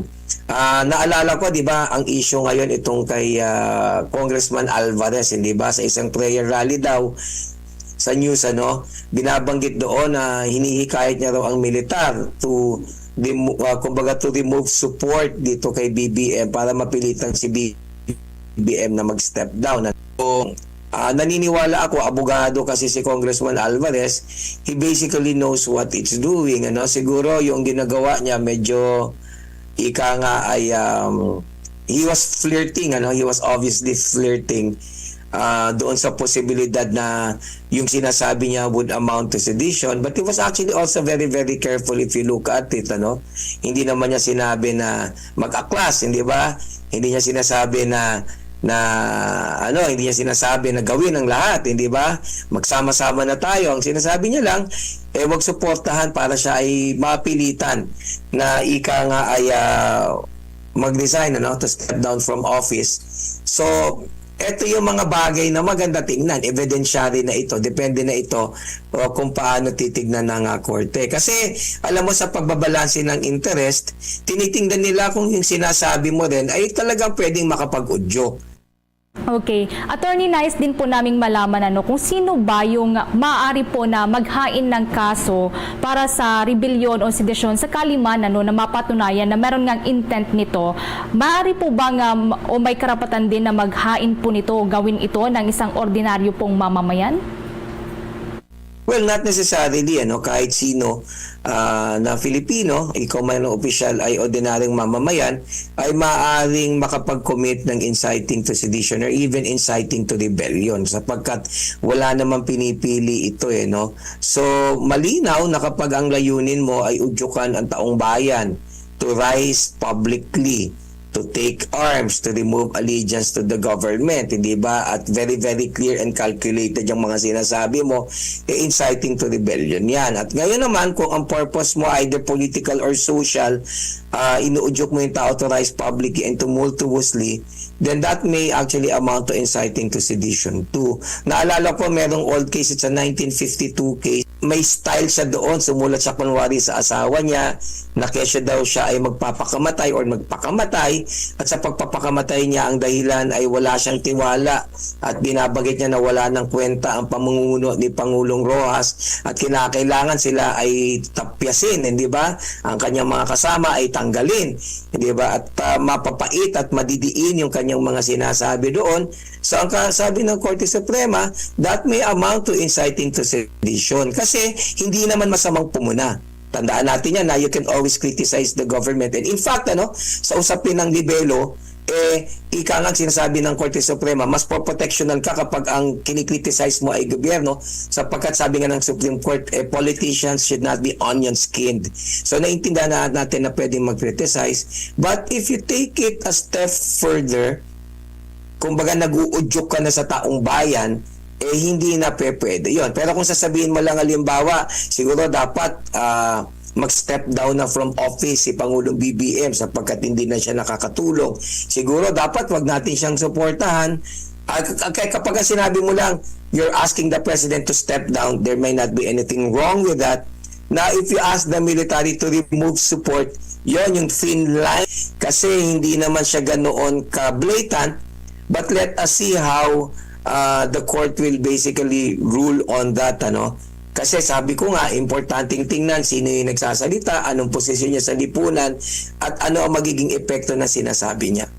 Ayan, naalala ko yung attorney, parang Espuelas case year 1951, kung di tayo nagkakamali, dyan sa Supreme Court. Thank you so much, attorney, sa mga ibinahagi mo na mga impormasyon ngayong araw at may kinalaman dyan sa usapin ng sedisyon, rebellion, at inciting to sedition, mga kaakibat na usapin. Thank you so much. Mga kabombo, mga ka-Star Nation, nakausap natin isang political analyst, isang abogado, si Attorney Edward Chico dito po sa Bombo Network News. Dako na tayo sa mga balita sa mga lalawigan, mga tinipon at kinalap ng ating mga himpilan. Armed Forces of the Philippines ay may kumpirmasyon na may isinasagawa na nga mga investigasyon hinggil doon sa mga statement ni House Speaker Pantaleon Alvarez dahil Armed Forces of the Philippines yung kanyang hinihimok na mag-atras ng suporta kay Pangulong Bongbong Marcos. Alamin natin ang nakalap na impormasyon ng Bombo Radio Iloilo. Kinumpirma ng Armed Forces of the Philippines na inatasan ni Justice Secretary Jesus Crispin Rimulya ang National Bureau of Investigation na imbestigahan si dating House Speaker at ngayon ay Davao del Norte 1st District Representative Pantaleon Alvarez. Sa panayam ng Bombo Radio Iloilo kay Colonel Francel Margaret Padilla, spokesperson ng Armed Forces of the Philippines, sinabi nito na tinitingnan na nila kung maaring makasuhan ng sedition o rebellion si Alvarez, may kaugnayan sa kanyang naging panawagan sa Armed Forces of the Philippines na mag-withdraw ng suporta kay Pangulong Ferdinand Marcos Jr. Matandaan sa ginanap na Defend the Flag Peace Rally noong linggo ng gabi, Abril 14 sa Tagum City, Davao del Norte, nanawagan si Alvarez na bawiin o withdraw na raw ng hukbong sandatahan ng Pilipinas ang kanilang suporta sa Pangulo upang mapanatili umano ang kapayapaan at stability ng bansa. Ayon kay Padilla, mananatiling isang professional organization ang kanilang hanay at patuloy na susundin ang mandato nito na protektahan ang saligang batas. Tiniyak rin anya nila na mananatili ang kanilang paggalang sa chain of command na pinangungunahan ni Pangulong Marcos. Napag-alaman na dahil sa inabot na matinding batikos na pwerasang humingi ng paumanhin si Alvarez sa kanyang walang basihan at may pagkasedisyong panawagan sa militar. Ang duty po ng ating mga kasundaluhan, ng ating armed forces is to protect the Filipino people and uphold the rule of law. So I wish sure that peace and development will prevail sa buong bansa natin. And ito pong responsibility na ito, gagampanan po natin with integrity, impartiality, and utmost dedication. And syempre po, ang namumuno po sa atin doon, sa ating chain of command, ay ang ating Commander-in-Chief, which is ang Presidente po. Si Colonel Francel Margaret Padilla para sa Bombo Network News. Ito si Bombo Chris John Hetsanova Lusada para sa number 1 and most trusted radio network in the country, Bombo Radio Philippines. Basta Radio, Bombo! Ang mataas na heat index nagdudulot daw ng imbalanced distribution ng sizes at nagpapababa ng egg production sa bansa ayon sa Philippine Egg Board Association. Kaugnay niyan, may eksklusibo pang panayam dyan ang Bombo Radio Legazpi. Aminado ang ilang mga eksperto na malaki ang nagiging epekto ng matinding init ng panahon sa produksyon ng itlog at manok sa bansa. Ayon kay Philippine Egg Board Association President Francis Uyehera sa panayam ng Bombo Radio Legazpi na ang mataas na heat index ay nagreresulta sa paghina sa pagkain ng mga manok na nagdudulot ng mababang egg production na kung mapapabayaan din umano ang pamamahala sa mga manok ay posible itong magdulot ng mataas na mortality lalo pat posibleng magdulot ng heat stroke ang matinding init ng panahon na sinabi ng opisyal na sa kasalukuyan ay nasa 2% hanggang 5% ang naitatalang pagbaba sa produksyon ng itlog. Dagdag pa ni Uyehera na nagkakaroon din ng imbalanced distribution ng sizes ng itlog na malaking problema ngayon lalo pat naitala ang pagbaba ng konsumo. Dahil dito sinabi ng opisyal na mahalaga ang pag-adapt ng management ng mga farms sa kasalukuyang sitwasyon na anya malaking tulong din ang pagkakaroon ng nutritionist upang makapag-adjust sa nutrisyon ng patukas sa mga alagang manok. Nababatak yung presyo ng itlog pababa generally. So mas malaki po yung epekto nun kesa po doon sa pagbaba ng produksyon, yung ibig sabihin mortalities at yung pagbaba ng produksyon, yung percentage, no? Kasabay din po yung sa panahon nga nito mababa ang pagkonsumo ng ating mga kababayan ng itlog. Para sa Bombo Network News, mula rito sa Bombo Radio Legazpi, ito si Bombo Romela sa Kayan 1000 na nag-uulat for the number 1 and most trusted radio network in the country, Bombo Radio Philippines. Basta Radio, Bombo! Yung pamilya ng Philippine Coast Guard trainee na nasawi sa kasagsagan ng training dyan sa Dipakulaw, Aurora ay hindi na raw magsasampa ng kaso. Alamin natin ang iba pang update mula sa Bombo Radio, Kawayan! Wala nang balak magsampa ng kaso ang pamilya na nasawing Philippine Coast Guard o PCG trainee sa kasagsagan ng company run ng Summer Sports Fest 2024 ng Coast Guard Non-Officers Course Class 102-2023 sa Regional Training Center Aurora, Mijares, Dipakulaw, Aurora. Sa naging panayam ng Bombo Radio Kawayan kay Edison Abiad, tatay ng biktima, sinabi niya na hindi nila inasahan ang pangyayari dahil sa wala namang naganap na lapses mula sa opisyal na in-charge sa company run. Ayon kay Abiad, tumawag sa kanya ang opisyal ng Philippine Coast Guard at ipinarating ang nangyari sa kanyang anak. Natapos naman umano ni Mark Richnel Abiad ang company run, subalit na makarating sa finish line ay dito na siya nahimatay. Malusog naman anyang kanyang anak at wala anumang sakit dahil sa natapos din niya ang rigid training bilang PCG trainee. Batay sa huli nilang pag-uusap bagong insidente ay wala ring nababanggit na nararamdaman na kakaiba sa kanyang katawan ang kanyang anak. Mismo ang pamilya Abiad din ang nag-request na isailalim sa autopsy ang labi ng kanilang anak at nalaman na cardiac arrest ang sanhi ng pagkasawi nito. Naniniwala naman ang pamilya na walang naging pagkukulang ang PCG sa ginawang training dahil bago ang company run ay sumasailalim muna ang mga trainees sa medical examination. Tuloy-tuloy naman ang pagbibigay ng tulong ng Philippine Coast Guard sa kanilang pamilya at tiniyak na makukuha ni Mark ang lahat ng nararapat na benepisyo. Ako po ay lubos na nagpapasalamat sa mga tumutulong, bumabati ng pakikiramay. Isa na po din sa pamunuan ng PCG sa mga pagtulong po nila. Maraming salamat. Yan ang ulat mula rito sa Bombo Radio Kawayan para sa Bombo Network News. Ako si Bombo Jason Philin na nagulat para sa number 1 and most trusted radio network in the country, Bombo Radio Philippines. Basta Radio, Bombo! Samantala, ang farm gate price ng asukal ay sinusulong na itaas sa 3,000 piso bawat sako. Alapin po natin yan sa pag-ulat pa ng Bombo Radio Bacolod.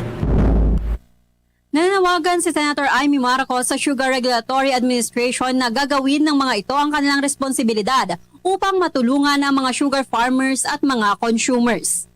Ayon kay Marcos, ang farm gate price ng asukal sa nakalipas na milling season ay masyadong mababa na umaabot lamang sa 2,700 pesos hanggang 2,800 pesos kung saan masyadong mababa ngunit hindi naman nararamdaman ng mga consumers na bumababa ang presyo nito sa retail market. Ayon sa Senadora, kawawa ang mga sugar farmers dahil sa sobrang baba ng farm gate price ng kanilang produkto. Ayon dito, Dapat nagawa ng paraan ng SRA na aabot sa 3,000 pesos ang farm gate price ng asukal sa susunod na harvest season. Inihayag din nito na noon ang budget para sa SRA ay umaabot sa 2 billion pesos, ngunit nakita ng gobyerno hindi naman alam ng nasabing departamento kung paano ito gagamitin upang matulungan ang mga sugar farmers at consumers, kaya sa kalaunan nilaanan na lamang ito ng 500 million pesos na budget.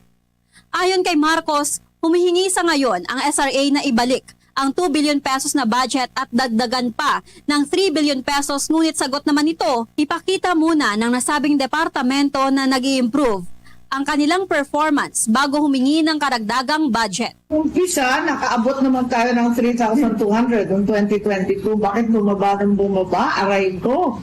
Kaya't ngayon, nasa 2007, 2008 daw, ang balita ko. Hindi naman natin nararamdaman na bumababa ang presyo sa merkado. Yun naman ang nakakapikon.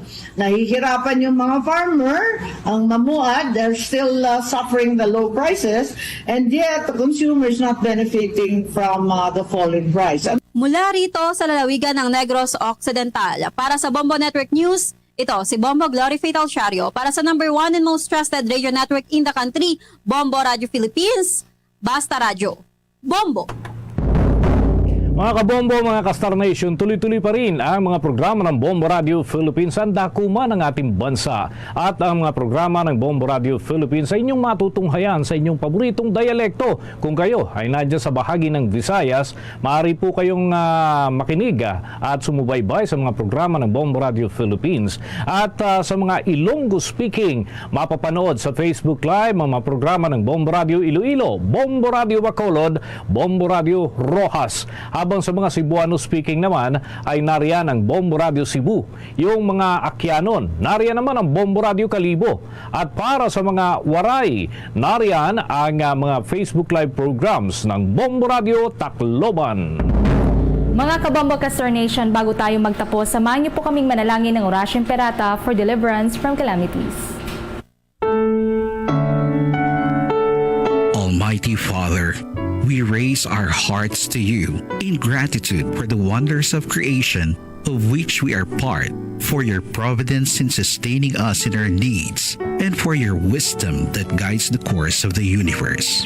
We acknowledge our sins against you and the rest of creation, nature. We have confused your command to subdue the earth. The environment is made to suffer our wrongdoing, and now we reap the harvest of our abuse and indifference. Global warming is upon us. Typhoons, floods, volcanic eruption, and other natural calamities occur in increasing number and intensity. We turn to you, our loving Father, and beg forgiveness for our sins. We ask that we, our loved ones, and our hard-earned possessions be spared from the threat of calamities, natural and man-made. We beseech you to inspire us all to grow into responsible stewards of your creation and generous neighbors to those in need. Amen.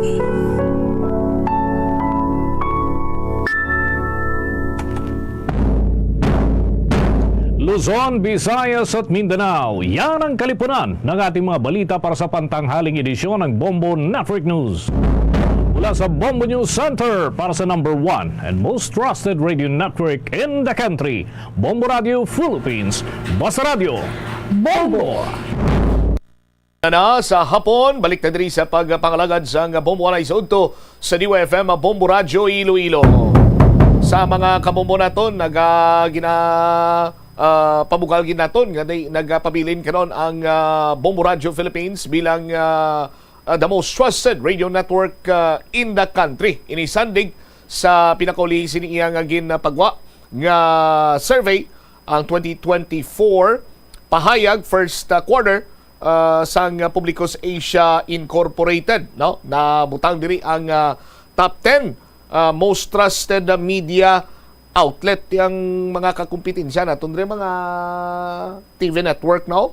Ang Bombo Radio Philippines isa sa mga napilian, no, with 33% total high trust sa aton sini karon iya nga mga kabombo. Ang survey period ginpatigayon March 14 to 18 sandig sini sa publiko sa Asia Incorporated, no, sa aton sini karon nga mga kabombo, no. So salamat gid sa pagsalig sa Bombo Radio Philippines, no, sa mga istasyonan sang Bombo Radio Philippines nga may ara kita sang 30, no, ka mga istasyon sang Bombo Radio sa aton sini karon iya nga mga kabombo ining mga stasyon naton, no, nationwide, ti mga fully digitalized stations ini sa aton sini nga mga kabombo, no, sa 24 key cities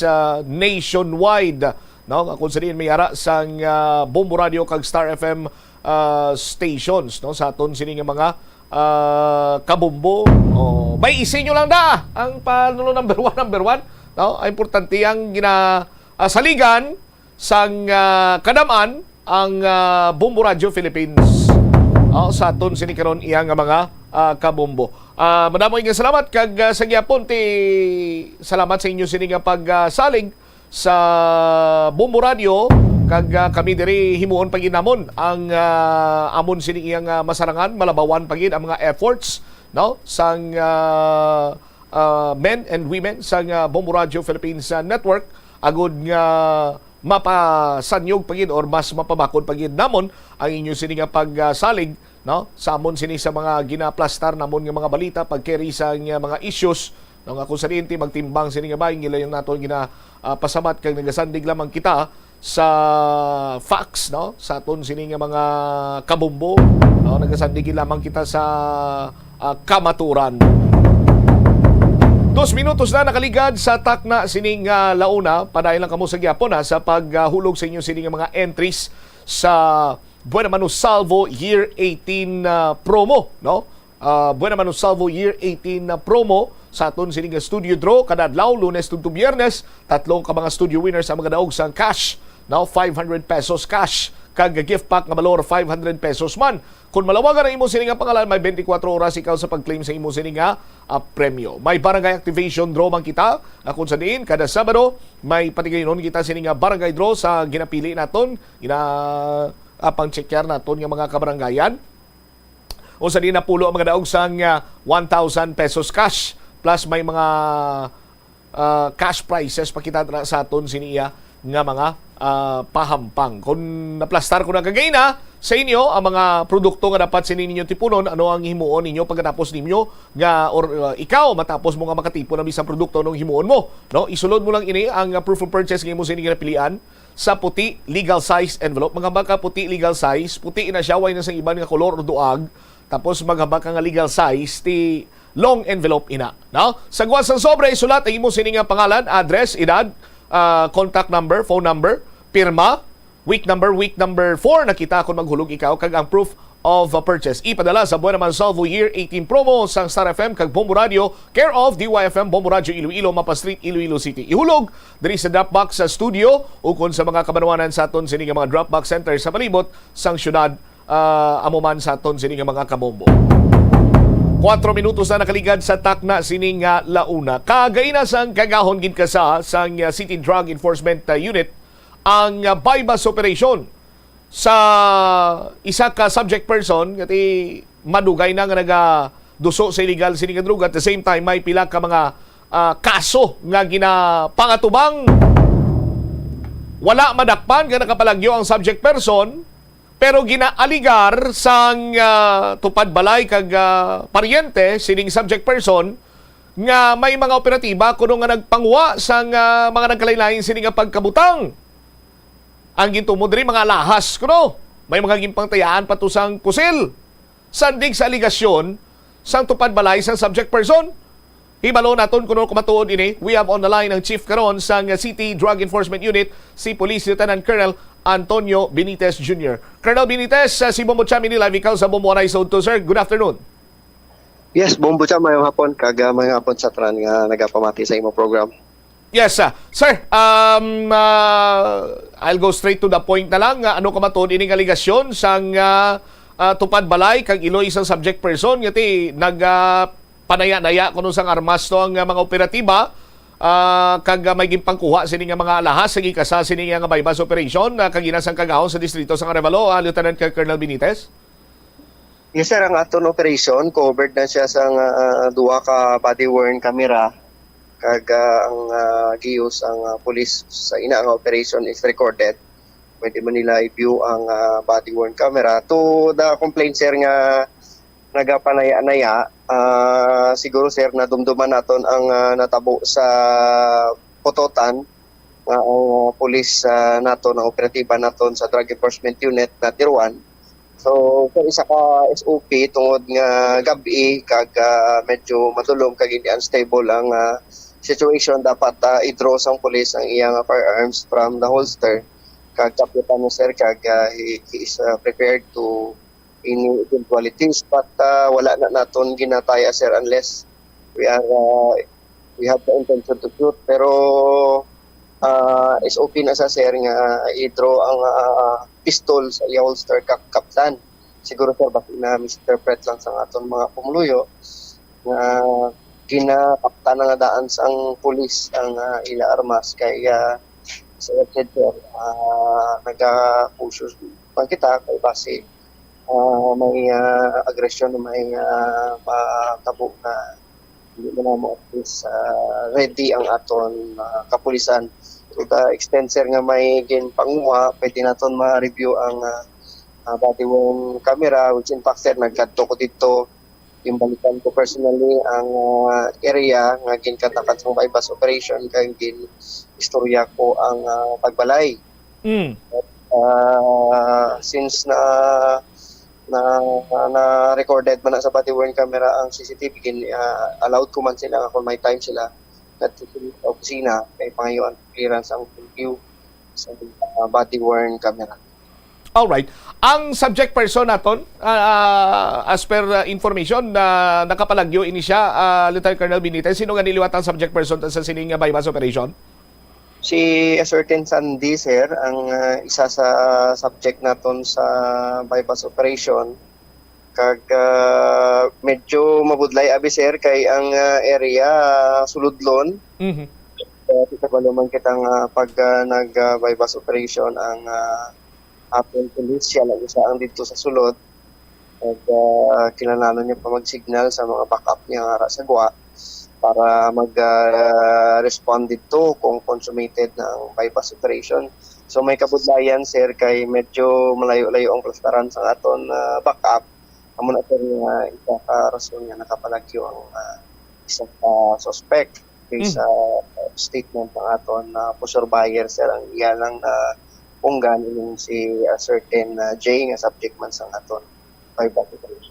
Okay, so bot silingon sir, may nag-inform abi sa kay Durembles gini nga may ang iya sila nga ka-transaksyon to isa pusher buyer ang miyembro na sang CDO, that is why nga nakapalagyo sa gilayon?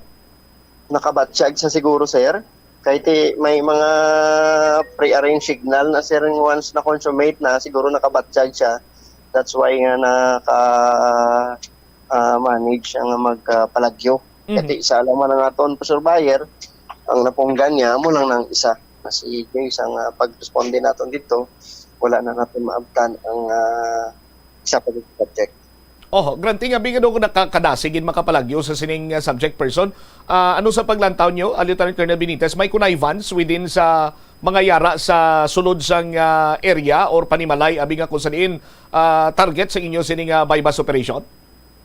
Very strategic abi ang area sir, kaya hindi ka dali-dali makasulod diretso nga hindi ka ma-detect ba or hindi ka mabatyagan or makilalan nga nagadinagusto na kamo responde dito. So may span of time kag distance ka may amo na nga kung mag-wrap up na to ang mga backup, mabatyagan gate sa nga sa sulod kag makamanage isang makapalagyo kag ang area abi sir pakadton sa suba daw medyo peligroso naman sa kabuhi sang pulis kung maglumpat siya dito sa mga dalong balay at disbintahan ng aton mga kapulisan. Okay. Another allegation ining may mga alahas kuno to kag may kwarta agin pangwa ang mga operatiba as per allegation sang tupad balay kag Iloy sa subject person na Lieutenant Colonel Benitez? Yes sir, pag balik ko karon sa opisina, i-try ko check kung na-download na ang video footage ng body worn camera kag itanawon kung may mga irregularities. Sir, kung may mga irregularities ako nga makita, ako mismo ma-file sang kaso sa mga kapulisan na nag-conduct ng operation nga may irregularities, hindi na nila kinahanglan mag-complain kaya ako na mismo ang magtindog para tadlongon inang irregularities na ginahambal nila kung may makita ko karon sa pag-review naton sa body worn camera. Kinapangako ko sa pamilya nga kung may makita ko hindi na nila kinahanglan mag-interview kaya ako na mismo ma-take action, ako na mismo ang ma-file kaso sa pulis. Nagahimo sina kung may makita kita ko sa pag-review naton sa footage. Pero welcome sa gyapon ang mga nagareklamo nga magpadulong dira sa imong talatapan agud reklamo abi sa ila sining aligasyon na Lieutenant Colonel Benitez? Yes sir, ako na mismo nagkadto kagina sa ila, kagina imbitahan ko sila na magkadto sa opisina anytime nga gusto nila. Kung may i-complain sila kay welcome kita da sir para ma check and balance naton ang isa ka legitimate operation nga wala sang kung ano nga nagakatabo. All right. Okay. Sige. With this information kag sa tiyempo, Police Lieutenant or Police Lieutenant Colonel Antonio Benitez, sir, thank you so much sa imo sining tiyempo. Maayong hapon. Yes sir, kag madamo mga salamat sa pag suporta sa pumuluyo sa aton operation kay hindi ni namon gid masarangan ang kampanya sa illegal na droga na istorya ko man si Kap kag na-confirm man ni Kap ang mga activities dira sang mga subject kag wala man hindi ko man nakilala ang mga subject, wala man ko kabalo sa ilang areas kung hindi kami pabalon sa pumuluyo or sang informant na willing magboluntaryo hatag sa informasyon. So siya na nga gina-appreciate gid naton ang bulig sa community kag bulig man ninyo para makita nila or mapaagi nila ang ilang information pakadto sa amon through sa inyo. Sir, madamo nga salamat kag madamo kay salamat sa inyo suporta. Lieutenant Colonel Benitez, sir, palagas ko lang, total na mentionar mo si Kap, na-mention man ni Kap kagina sa interview namon nga wala ko na maka-coordinate ang CDEO sa ila, sa kay Kap mismo? Sinpak sir, si duwa niya kakagawad sir ato dito pag sang nag-operate kita sir, ato dito ang duwa niya kakagawad. Okay.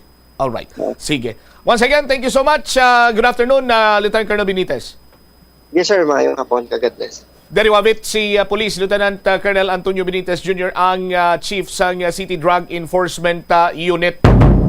Hambal ni Colonel Benitez, i-review niya ang body-worn cameras kag kung may makita siya nga irregularidad nga ginhimo ang mga operatiba, siya na mismo ang mag-file sang kaso. Assurance ina nagikan iya sa chief sang City Drug Enforcement Unit. Sa mga nagpanaya sang pusel sa aton sinima kabombo, tiyang hambal ni Colonel Benitez nga may mga body-worn cameras ni mga operatiba naton. Nga nagapakita iya sang kung anong nag-transpire sa nasambit sini karon nga bypass operation. Kag nagapangaman man ang aton sini kapulisan. Nga hindi na maliwat tong natabo sa may banwas ang pututan nga kung sa di naga-survey ang miyembro sa Drug Enforcement Unit, kay namutikan siya pinos angan iya sa nga suspitsado. Sa aton sini nga mga kabumbo. Kag tagsa-tagsa sa aton entitled man sa kaugalingon sini naton nga ligasyon mo. Sa aton sini nga mga kabumbo. Pwede man ay makonsiderar kag daw kasubong man sini nga balik Manila sa magkatapos ang kapulisan. Hindi lamang iya sa sining pamilya, kundi may pipila naman kita na sa lapuan sini nga mga bypass operation nga reklamo nga kuno may mga nagkaladula nga mga pagkabutang saging kasa sini nga bypass operation. But later on, why man ito mapamatudan? Ti makabig ini sa aton sini nga mga kabumbo nga pagkalain man sa bahin karon sa aton sini nga City Drug Enforcement Unit. Daw kasubong man iya nga ti makatuga ini sang pamaagi agud nga mag-low moral sila. Kay tilan tawaman bala sa aton sini mga kabumbo. Although makahambal kita nga ang bypass operation, why man basta-basta nga ginakasa, nagakinanglan inasang tiyempo, no? Para nga mastudyuhan, matunan ang mga entrance kag exit sa isaya ka area pananglitan ikasang bypass operation. Oh? Pero inang area sa aton sini magkabumbo, hindi man na iya siling sa ulado na sang bilog sini nga team. Makita lang na nila, guro, sa plano sininilay, pero kung aktual na, ara dira iya ang makabig sini naton nga kung kaysa ti may pagsalangisag, that is why nga hindi man sini iya tanan-tanan nga bypass operation nga ginakasasang nga aton sini Drug Enforcement Unit, ang makabig naton successful, may ara nga may madakpan, may ara nga may makapalagyo. Kaya ang mas nakahibalo sina iya banwa sa mga pasikot-sikot sa lugar, amo mismong subject. Tikon kaysa sa aton sini nga mga kabumbo mo paning ginatunaan balasang nga makabinta man iyang mga durugista, hilabi pa kung may dala sila iyang armas, ibasi ko na no pang mahimo nila sa aton sini kapulisan. Oh? Sa aton sini nga mga kabumbo. As per information, may madamo sini iyang records ang subject person nga si Sandy Duremdes. Suno sa kapitan, suno man sa iya sini iyang paryente nga na-interview naton kagina. No? Sa aton sini nga mga kabumbo, so makabig ini siya nga armed and dangerous, kay man may kaso ini siya nga murder, may kaso sa pagpangawat, may kaso sa pagpanghold up. Mismo ang iya sini iyang paryente man dira ang naghambal kag ginkonfirmar ini ni kapitan. So ginkasa ining bypass operation sa City Drug Enforcement Unit para nga dakpon siya, isulod siya sa prisuan agod.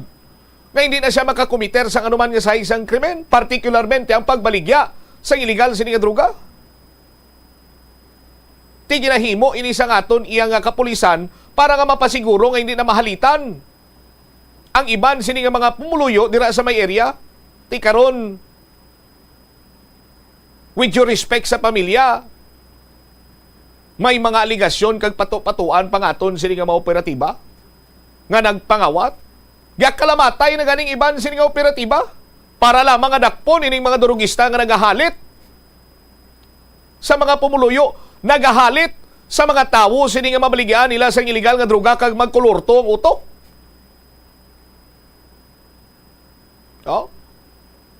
Karon may mga aligasyon pa yang nangawat mga operatiba sa aton sini makabumbo. Kanumbot silingon sila nga do ginaisyuan nyo ang operatiba para hindi na lamang iya magpanigayon sa mga bypass operation. Pabayaan na lang iya nga pamulak or magbaha naman ang illegal nga droga nga do kasubong nagabakal ka lang sa dulces tiyangge. Oh?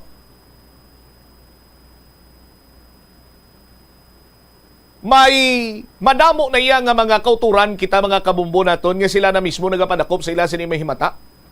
Kay ila sini nga nahibaluan nga ginaobra sa ila sini nga himata nagalapas sa aton sini nga layi kag krimen ina. Pero sa gihapon may pipila iya nga bisan nahibaluan nila nga muna na ang ginaobra sa ila sini mahimata. Pero sa gihapon ti ginakabig nila yang do kasubong iya nga higos-higos na lang sa anghel. Ang imata nila nga naga-engage sa illegal activities. Kay nga man, kay nagaganar man sila sa aton sini nga mga kabumbo. Oh. Tiyan mo na. Pero ang pasalig ni Police Lieutenant Colonel Antonio Benitez is that why siya ganun pasalig kaya ambal man ni Lieutenant Colonel Benitez ganun siya na doon mismo nagkanto kuno sa pamilya. Siya kung may reklamo, kamo kanto kamo sa akon sinopisina. Sini nga hapon ginapa-download lang to ni Colonel Benitez to ang kuha sa body-worn cameras kag kung may makita siya nga nagasanto sa ligasyon sa pamilya sining subject person kag sang arestado, siya na mismo iyang mapasaka sang kaso kuno sa iya sining mga operatiba. Di nagapakita lamang confident man si Police Lieutenant Colonel Antonio Benitez Jr. nga wala iya sang katuntuan kay ginhimo ang iya sini nga mga operatiba. Magluwas na ang aton sini iya nga city director nagpasalig man nga kung may mapamatud-an sining aligasyon sa mga operatiba at siya mag-aakto man bilang amay sa Iloilo City Police Office. Standby kay check naton ang rejoinder report. Kaupo naman this time sa kay Bombo Hanaandasa, nalabot niya si Police Colonel Joristi Coronica. Bombo Hana sa report, please come in. Bombo Cham, ginapasigurado sang Iloilo City Police Office nga masolusyonan o kung mahatagan sang nagakaigo nga pagtamod ang mga miyembro sang operatiba nga nagkandak sang drug buy bust operation sa distrito sang Arevalo subong gilamang aga kung mapamatud-an ang mga ginaaligar nga pagpanutok sang pusil, pagpangkuha sang alahas kag pagkuha sang kwarta sa tag-iya sang balay nga ginkandakan sang ilang operasyon. Sa interview sang Bombo Radio kay Police Colonel Joristi Coronica, City Director sang Iloilo City Police Office, iyagin pahayag nga ang ginaaligar nga pagpanutok hindi dapat nga buluhaton sa operatiba o konsang operatiba sa isa ka drug buy bust operation, magluwas na lamang kung may threat sa palibot kag normal na lamang nga magabitbit ini sila sang armas kay tibasi bala nga na misinterpret bala sang ining tagreklamo apang ang pagkuha sang iya sang alahas kag mga kwarta hindi nasakto kung hindi malang sa possession kag parte sang proceeds naman iya sang mga target subject. Suno man kay Coronica, kung may reklamo kag matuod ini, mahimo gid sila nga magpadulong sa opisina kag mag-submit sang complaint formally kag kaupod man nila ang ilang nga mga pruweba abi kay ti mapasalig man sang kapulisan kag mga operatiba nga may body worn cameras ini sila kag media representative amo man ang mga barangay officials nga witness sa amo nga drug buy bust operation.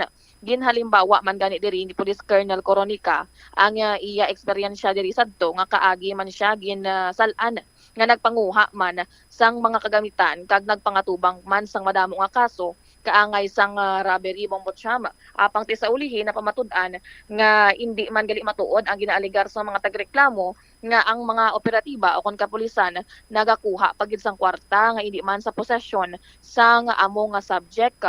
Ti diri iyagin pasalig nga zero tolerance ang kung mag-abot sa mga lapses sang mga personal sang Iloilo City Police Office kay ti iyagid subong iyagid iaksyonan kag solusyonan ang ining mga personnel nga involved diri sa amo nga ginreklamo kag iya lang ibalansihon nga pamatian ang side sang tagreklamo kag amo man nga pamatud-an sa ilang nga mga body worn cameras didto Bombo Cham kag diri man nga ginhambalan man diri ni Police Colonel Coronica nga gina-remind na gid permi ang mga operatiba nga dapat may search team ini kag accountable kag responsibly sa ining mga nagakatabo nga drug buy bust operation kay ti kung ipangitaan na balasang pruweba nga amo gid man ini natabo sa drug buy bust operation may ara sila nga mga hawid nga mga pruweba. Yari bala kay pamatian naton ang pahayag ni Police Colonel Joristi Coronica.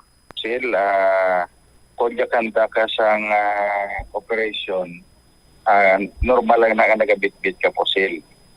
Pero kung wala man sang threat, hindi man kinahanglan nga tutukan ka sang pusil. Base na misinterpret lang sang mga tagiya sa balay, kag inang tagiya sa ang balay, no, nga kundi nagareklamo. Amo na siya ang lugar kundi ang bypass operation nga gikandak. So, gipamangkot naton si Lieutenant Colonel Benitez nga siya mismo ang nag-spearhead sa operation. Di may ara man body worn camera kag makita man na sa body worn camera kung ano ang ara dira kag may mga witnesses man kita nga barangay official kag kaparehonyo nga media representative. So but anyway kung may reklamo gid man sila nga kontra sa aton nga mga operatives, they have to substantiate it.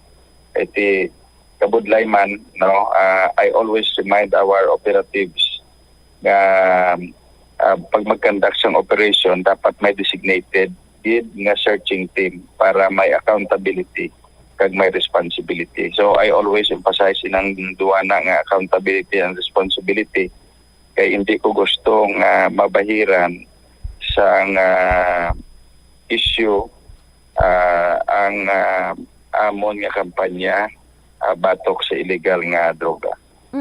Sir, sa panaysayon mula sir sang tag-reklamo mismo nga ang balay nila sang subject is separate, hindi na ila mismo. So why is it sir nga didto na kalabot ang bypass operation sir? How didto bala may mga circumstances bala nga nagdalagan didto ang subject? Ano na iya, aligasyon na iya sang taga-reklamo, no? Pero according sa kay Lieutenant Colonel Benitez, dira na hamtang ang bypass, dira ginimo ang bypass operation. So, rason kung na ang ginsulod ang balay. Kag tapos sir, may mga pagpanaya kag pagginpangkwa nga alahas kag sa provide naman iya sir nga mga non-drug items wala man na-presentar ang mga ining alahas kag mismo gid nga kwarta sir. Is it okay sir kay hindi man siya mismo ang target o kon main target, either related lang siya dira sa gindakop, is it sakto sir nga kuhaan abi sa mga alahas kag kwarta sir if ever gid man? Ang pagkuha sang alahas is out sa hindi na iya parte sang ebidensya. Kaya hindi na pwede nga kuhaon. Ang ginakuha lang kung may kwarta gid man ang believed to be proceeds sang illegal drug transaction. Amo na ang ginakuha. Pero ang ebidensya naga-point nga wala man na iya ang taga-reklamo is not part of the hindi man sa subject sa operation. Kaya ang subject man lang naton sa operation ang duwa ka suspect naton si alias Sandy kag si alias J, no? Kag ining isa nakapalagyo. Ang nakapalagyo dira na naga-star sa ina nga balay. And tapos sir, ang dapat 'di ba sir, all items lang ya sir sang possession sang ining mga subject lang ya sir ang ginakuha dira. Yes, amo lang gid na kag hindi na iya mukay pa sa mga aparador o kung hindi na nakatago especially kung hindi na immediate premises o sa kwarto na malayo na why na iya ginalabot sa aton nga mga operatives, no? Ang gina-search lang incident to lawful arrest, ang immediate premises lang ang tawo nga na-aresto kag ang iya nga immediate premises. Oo. And lastly na lang abi sir, kung if ever gid man nga mapamatud-an kag maka-provide sang ining mga proof ang tagreklamo nga amo gid man ini natabo sir, ano diri sir ang action sir sang ICPO diri sir sa CDU? Nakita nyo naman nga wala kita zero tolerance kita sa mga wrongdoing sa aton nga personnel. Kag kung ila masubstantiate ang ilang nga reklamo, mas ini siguro mas malala, no, kung masubstantiate nila nga napamatudaan nila nga ang aton personnel may ginhimo nga hindi amo while in the conduct of police operation. But they have to substantiate ang ilang nga complaint. Kasi mahimo-imo ko lang istorya, wala ka man basihan, just like what I have experienced in the past. No? So ko gani may ara ko similar experience, sinulod ko ang balay kay hot pursuit operation. Siyempre naguba ang pertahan, so kadamo-damo nga kaso ang ako nga naagyan, pati ang robbery, no, gipasibangdan pa ko nga may ginpanguha ko nga gamit, pero at the end of the day wala nila masubstantiate kag wala gid sang probable cause. So amo na nga hindi lang kita basta-basta nga mag-akusar, magpahayag nga may nadulaan kung wala kita sang proof, kay kita ginasigurado man naton nga wala sang bahid nga malain ang kampanya naton sa illegal drugs kag bisan sa anuman nga police operation nga ginakandak sa ICPO. Nabatian ang pahayag ni Police Colonel Joreste Coronica, ang direktor sa Iloilo City Police Office, sa iyang pagpasalig kag paging accountable kag responsibilidad man sa ining natabo nga ginaaligar nga pag conduct sang drug bypass operation sa distrito sang Arevalo, Bombo-Cham. All right. Ini si Bombo Hana Joy Mendoza Andasa para sa the number 1 and most trusted radio network in the country, Bombo Radio Philippines. Basta radio, Bombo. Salamat gid Bombo Hana sa imo sining follow-up report, rejoinder report sa sining issue sang pagreklamo sang pamilya sang subject person nga may mga nagkaladula to kuno. Tiambal sa aton sini mga kapulisan kung gusto niyo magreklamo, reklamo lang kamo, no? Sa aton sini nga mga kabumbo kag hindi naman igali bag-o yaw ang aligasyon kay mismo city director naton. While lang siya sila nga basta-basta nga may mga aligasyon ang inhaboy siya, kasuhan gid siya. Oh, ugaling kiti why man mapamatud-an sang mga nag-aligar, ina-dismiss man lang ang kaso. Oh, sa aton sini nga mga kabumbo pero ti amo na bla. Sa tagsa cooperation sining isa ka tiil sa aton sining operatiba ara niya sa ila sining lulubgan. Grabe man ang risko nga gina taya sila din nila ila sining kabuhi kag ila sining career sa bahin karon niya sa pagkamiyembro man sa Philippine National Police. Ti ginarisgo nila ikabuhi parang lagson, pangdakpon, papason, ipanglupot sa karsel ang mga kriminal, mga durugista, ti karon patuan pa sila kung why man lang sang kamaturan, ti masakit man sa bahin karon sa mga operatiba nga ginarisgo nilang ila sining kabuhi. Anytime mangin ilo ang ila sini iyang pamilya, tapos may mga kasubong pa sina. Pero sa gihapon, no, kung gusto niyo magreklamo, hambal ni Colonel Benitez, Lieutenant Colonel Benitez, hambal ni Colonel Joreste Coronica, bukas ang ila sining talatapan, agod nga mag-cater sa inyo sining mga reklamo kag hindi sila magduha-duha, no, kung mapamatud-an nga mayara nang ginman sang or mayara ginman sang nagatinunto sa mga operatiba sang City Drug Enforcement Unit. 32 minutos na nakaligad sa takna sining launa sa aton sining pagpanumbalik ka Banwa. Dugang nga mga balita kag impormasyon diri sa palatuntunan na Bombo Hanay sa Udto. Magabyan nga halin sa ilimnan. Patay matapos makabunggo ang ginasakyan sini nila nga salakyan si isa iya ka concrete post sa may banwasang Banate. Kag hindi lamang kayo mga estudyante nakabatsyag sang puwerte nga kapaang, puwerte nga kainit sa tsimpo, pati mga manunudlo nagabatsyag man.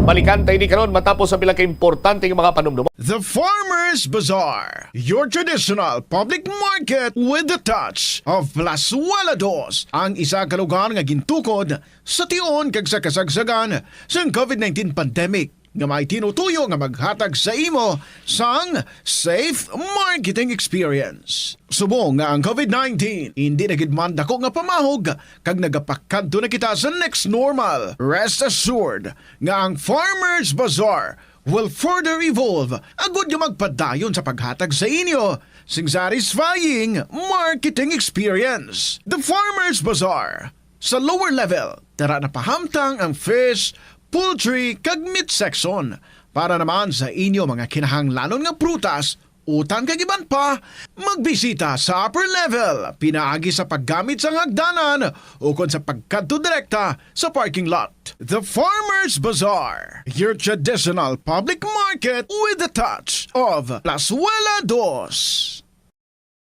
Plazuela de Iloilo Billboard of Activities for April 14 to 20, 2024. Ang Plaza Mayor kagang iyang stage ang saliwat preparado para mag-host sa Technocrats Band as they are set to deliver one great musical entertainment sa ining Abril 20, Sabado, sa concert at the Plaza, mangininyo umpisa alas 6 sa gabi. Sa tion sa musical show, napulo ka mga matahom nga Plazuela de Iloilo mugs kag iban pa ay ikaparafol sa mga suki sa Plazuela de Iloilo. Sa Abril 21, Domingo, ginagdang tanan nga mag-attend sang Eucharistic celebration nga pagahiwaton sa Latolda sa mga adlaw, magasugod alas 11 sang aga. Sa tion sang misa, ipangamuyo naton sa Ginoo nga hatagan niya kita sang grasya nga makit-an ang kahulugan sang pag-antos. Nga ang pag-antos hindi magtulod sa aton palayo sa Ginoo, kundi nga magduso sa aton nga magparapit pagid sa iya. Plus wala di Iloilo, we remain to be one with you in a common hope for a better community and a progressive country in 2024. Yari ang mga household level fire safety measures nga dapat tandaan agud makalikaw sa sunog sa balay. Hindi magbutang o kung magtipon sang flammable substance o kung chemical nga makatugas ang sunog sa kusina o kung sa sulod sang balay. Ipalayo man sa mga kabataan ang pospro kag lighters. Patya ang kalayo kag baga matapos ang pagluto sa kusina. Siguraduhon nga wala nagasungaw kag pirmi limpyuhan ang mga kerosene kag gas stoves. Tandaan, ang paglikaw sa sunog sa sulod sa balay, responsibilidad sang bilog nga pamilya. Hindi ako ne. Kada 39 segundo, may isa ka tawo nga nagakabiktima bangod sa paggamit sang computer. 8 ka milyon sa kada tuig ang ginaatake sang hacker. Likawan ang mangin isa sa biktima, mangin mahinalungon sa mga ginapanghatag nga impormasyon, protektahan ang kaugalingon, paggamit sang internet pasangkaron. Ini nga pahanumdom ang ginadulong sa imo sang the #1 and most trusted radio network in the country, Bombo Radio Philippines. Basta Radio! Bombo! Padayon nga ginaeksperyensyahan sang Pilipinas ang El Nino phenomenon kag ginalauman nga magalawig pa ini. Gani, agod hindi kita tuman nga maapektuhan, kinahanglan ang mga masunod nga pamaagi. Magkinot sang tubig. Hindi pag-uyangan ang tubig kag sawayon ang mga kabataan nga nagahampang sang tubig. Kung hindi magkinot sang tubig, padayon nga maganubo o kung maubos ang tubig sa mga dam o kung suba. Una sini nga maapektuhan ang mga irigasyon sang talamnan. Magtipon sang tubig. Kung nagagamit ka sang shower sa pagpaligo, mas maayo nga ipaiway anay ini kag magamit lang sang kabo. Ini bangod mas madamo ang makonsumo nga tubig kung nagagamit sang shower. Dapat man nga magamit sang baso kung ikaw ang nagapanipilyo, bangod kung kaisa, ang iban nga tawo nagagamit na lang sang gripo, samtang sige-sige ang patubod sang tubig. Ini nga pahanumdom ang ginadulong sa imo sang the #1 and most trusted radio network in the country, Bombo Radio Philippines. Basta Radio! Bombo! Nagaproblema ka man wala sa pagtuon kung suspendido ang face-to-face classes bukod sang tuman ka init nga tiyempo? Paano ka bala epektibo nga makatuon? Bisan wala ikaw sa eskwelahan. Kinahanglan gid nga hibaluon mo kung saan ikaw pinakaproduktibo kung magtuon. Inibangod iban sa mga estudyante, mas epektibo ang pagtuon kung sa gabi, samtang ang iba naman ang mas produktibo kung adlaw. Hindi pagpilita ang imo kaugalingon nga magtuon kung feeling mo nagapalangluya ang imo brain power. Pili agid ang tion nga alerto ikaw para sigurado nga maproseso sang imo utok kag hindi makalimtan ang imo ginabasa, ginasulat o kun ginapamatian. Ini nga pahanumdom ang ginadulong sa imo sang the #1 and most trusted radio network in the country, Bombo Radio Philippines. Basta Radio! Bombo! Sa pagbugtaw mo sa aga, cold baladayon nga tubig ang imo ginainom? Ay, dali lang, wait a minute.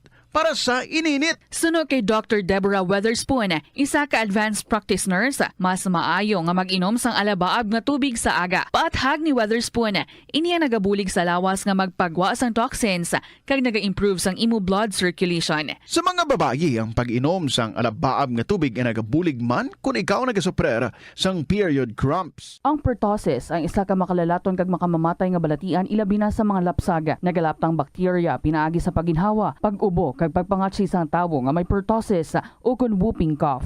Ang mga sintomas ni ang nagaumpisa sa sipon, ubo kag hilanat kag nagalala ang ubo sa sulod sang isa tubtub duha ka semana. Gani kung nagabatyag ikaw, imo bata o kun himata sa nasambit nga mga sintomas, gilayon nga magpakonsulta sa doktor. Siguraduhon man nga mabakunahan ang inyo nga mga chikiting. Ang Iloilo ang pinakauna nga syudad sa luwas sang Manila nga nakaangkon sang direct shipping lines padulong sa iban nga mga pungsod. Halin sang 1855, nagaserbe na ang Port of Iloilo nga alagyan sang mga international shipping lines nga halin kag padulong sa Australia, Hong Kong, China, Singapore, Europe kag Amerika. September 29, 1855, sang ginbuksan ni Queen Isabella II sang Spain ang Port of Iloilo para sa international market. mas nangin mahapos pagid ang trade sa tunga sang Iloilo kag Europe, ilabi na sa United Kingdom sang nabuksan ang Suez Canal sadtong 1869. Ang tambo o kung bamboo shoots manggaranon sa dietary fiber, low in calories kag power-packed sa essential nutrients. Suno sa pagtuon sa comprehensive reviews in food science and food safety, ang phytosterols kag phytonutrients sa tambo ang ideal sa pagtunaw sang harmful LDL cholesterol sa lawas. Ang antioxidant sa tambo ang essential man sa pagpabaskog sa sulod kag sagwa sang lawas. Suno naman sa pagpanalawsaw sang Journal of Ethnopharmacology, ang bamboo shoots mayara sang anti-inflammatory kag analgesic ug pain-killing properties. Wala sang adlaw nga ginapili ang mga aksidente. Gani ari ang mga tips nga dapat tandaan sa tion nga nagamaneho. Una, regular nga i-check ang kondisyon sa salakyan, lakip diri ang tire pressure, bastante nga oil kag brake fluid, kag ang side mirror ang dapat nga yara sa insakto nga anggulo. Siguraduhon nga hugot pa ang mga breakers kag matinlo ang air filter. Ikaduha, mag-seatbelt apisar malapit lang ang kaduan.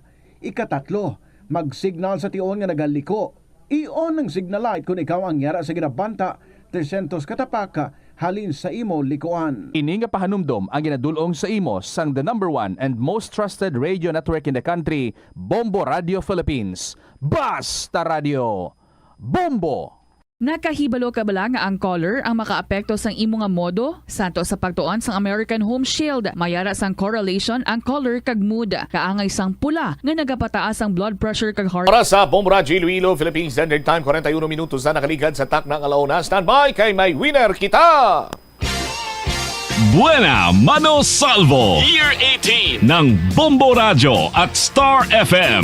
Narito na ang isang nanalo ng 500 pesos in cash at gift pack ngayong araw.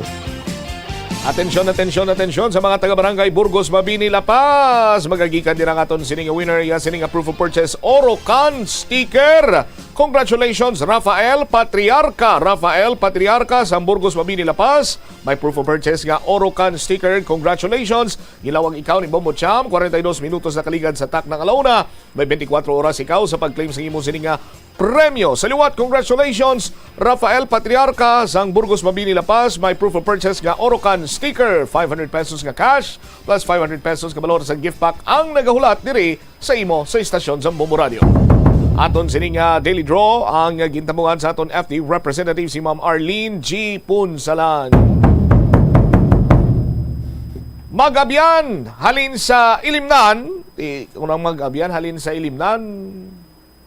May posibilidad, kag dako ang posibilidad kay ini sila ang nag-inom. No? Di karon na disgrasya sila matapos nga nakabunggo sa concrete post. Ang ila sini nga salakyan sa may banwasang Banate, Iloilo. Oh. Check ta ang dugang nga mga detalye with the Bombo Sol Binya. Sol, sa report please come in. Gindulaan gid Bombo Cham sang kabuhi ang duwa ka mga sakay sang isa ka pribado nga salakyan matapos mabunggo ini sa konkreto nga poste or to specify pader sang isa ka hardware shop diri sa may barangay Alakaygan, Banati, Iloilo matapos nga maghalin ini sila ginapasuni sa isa ka ilimnan. Ang mga biktima amo sanday alias Rene, 22 anyos, naga-amo ni siya ang driver sang pribado nga salakyan kag si alias John, 23 anyos, kag amo ni siya ang pasahero. Kag puros ini sila mga residente diri sa may barangay Banati, Iloilo. Sang natigayon naton nga maistorya diri si Police Captain General Enrique Robles, hepe sang Banati Municipal Police Station. Iyagin pahayag ang mga alas 10 sang gabi nakabaton ini sila sang report nga may nadisgrasya kuno diri sa may barangay Alakaygan, specifically diri sa may isa ka hardware shop. Kagilayon man ini nila nga respondihan. Suno kay Police Captain Robles, sa ila natipon man diri nga mga information sa palibot abi nga halin kuno ini sa ilimnan ang duwa kag base man sa mga nakakita diri Bombo sa medyo madasig-dasig ang pagpadalagan sining driver kag isa ini sa mga pananaw nga posible na dulaan sa kontrol sa brake ining driver kag dugang pa ni Police Captain Robles isa pagid sa mga sirkumstansya nga do nagpadako pagid sang impact diri sang disgrasya amo ining kurbadahon ang ining alagyan kag may nakita nga do blind spot sa area.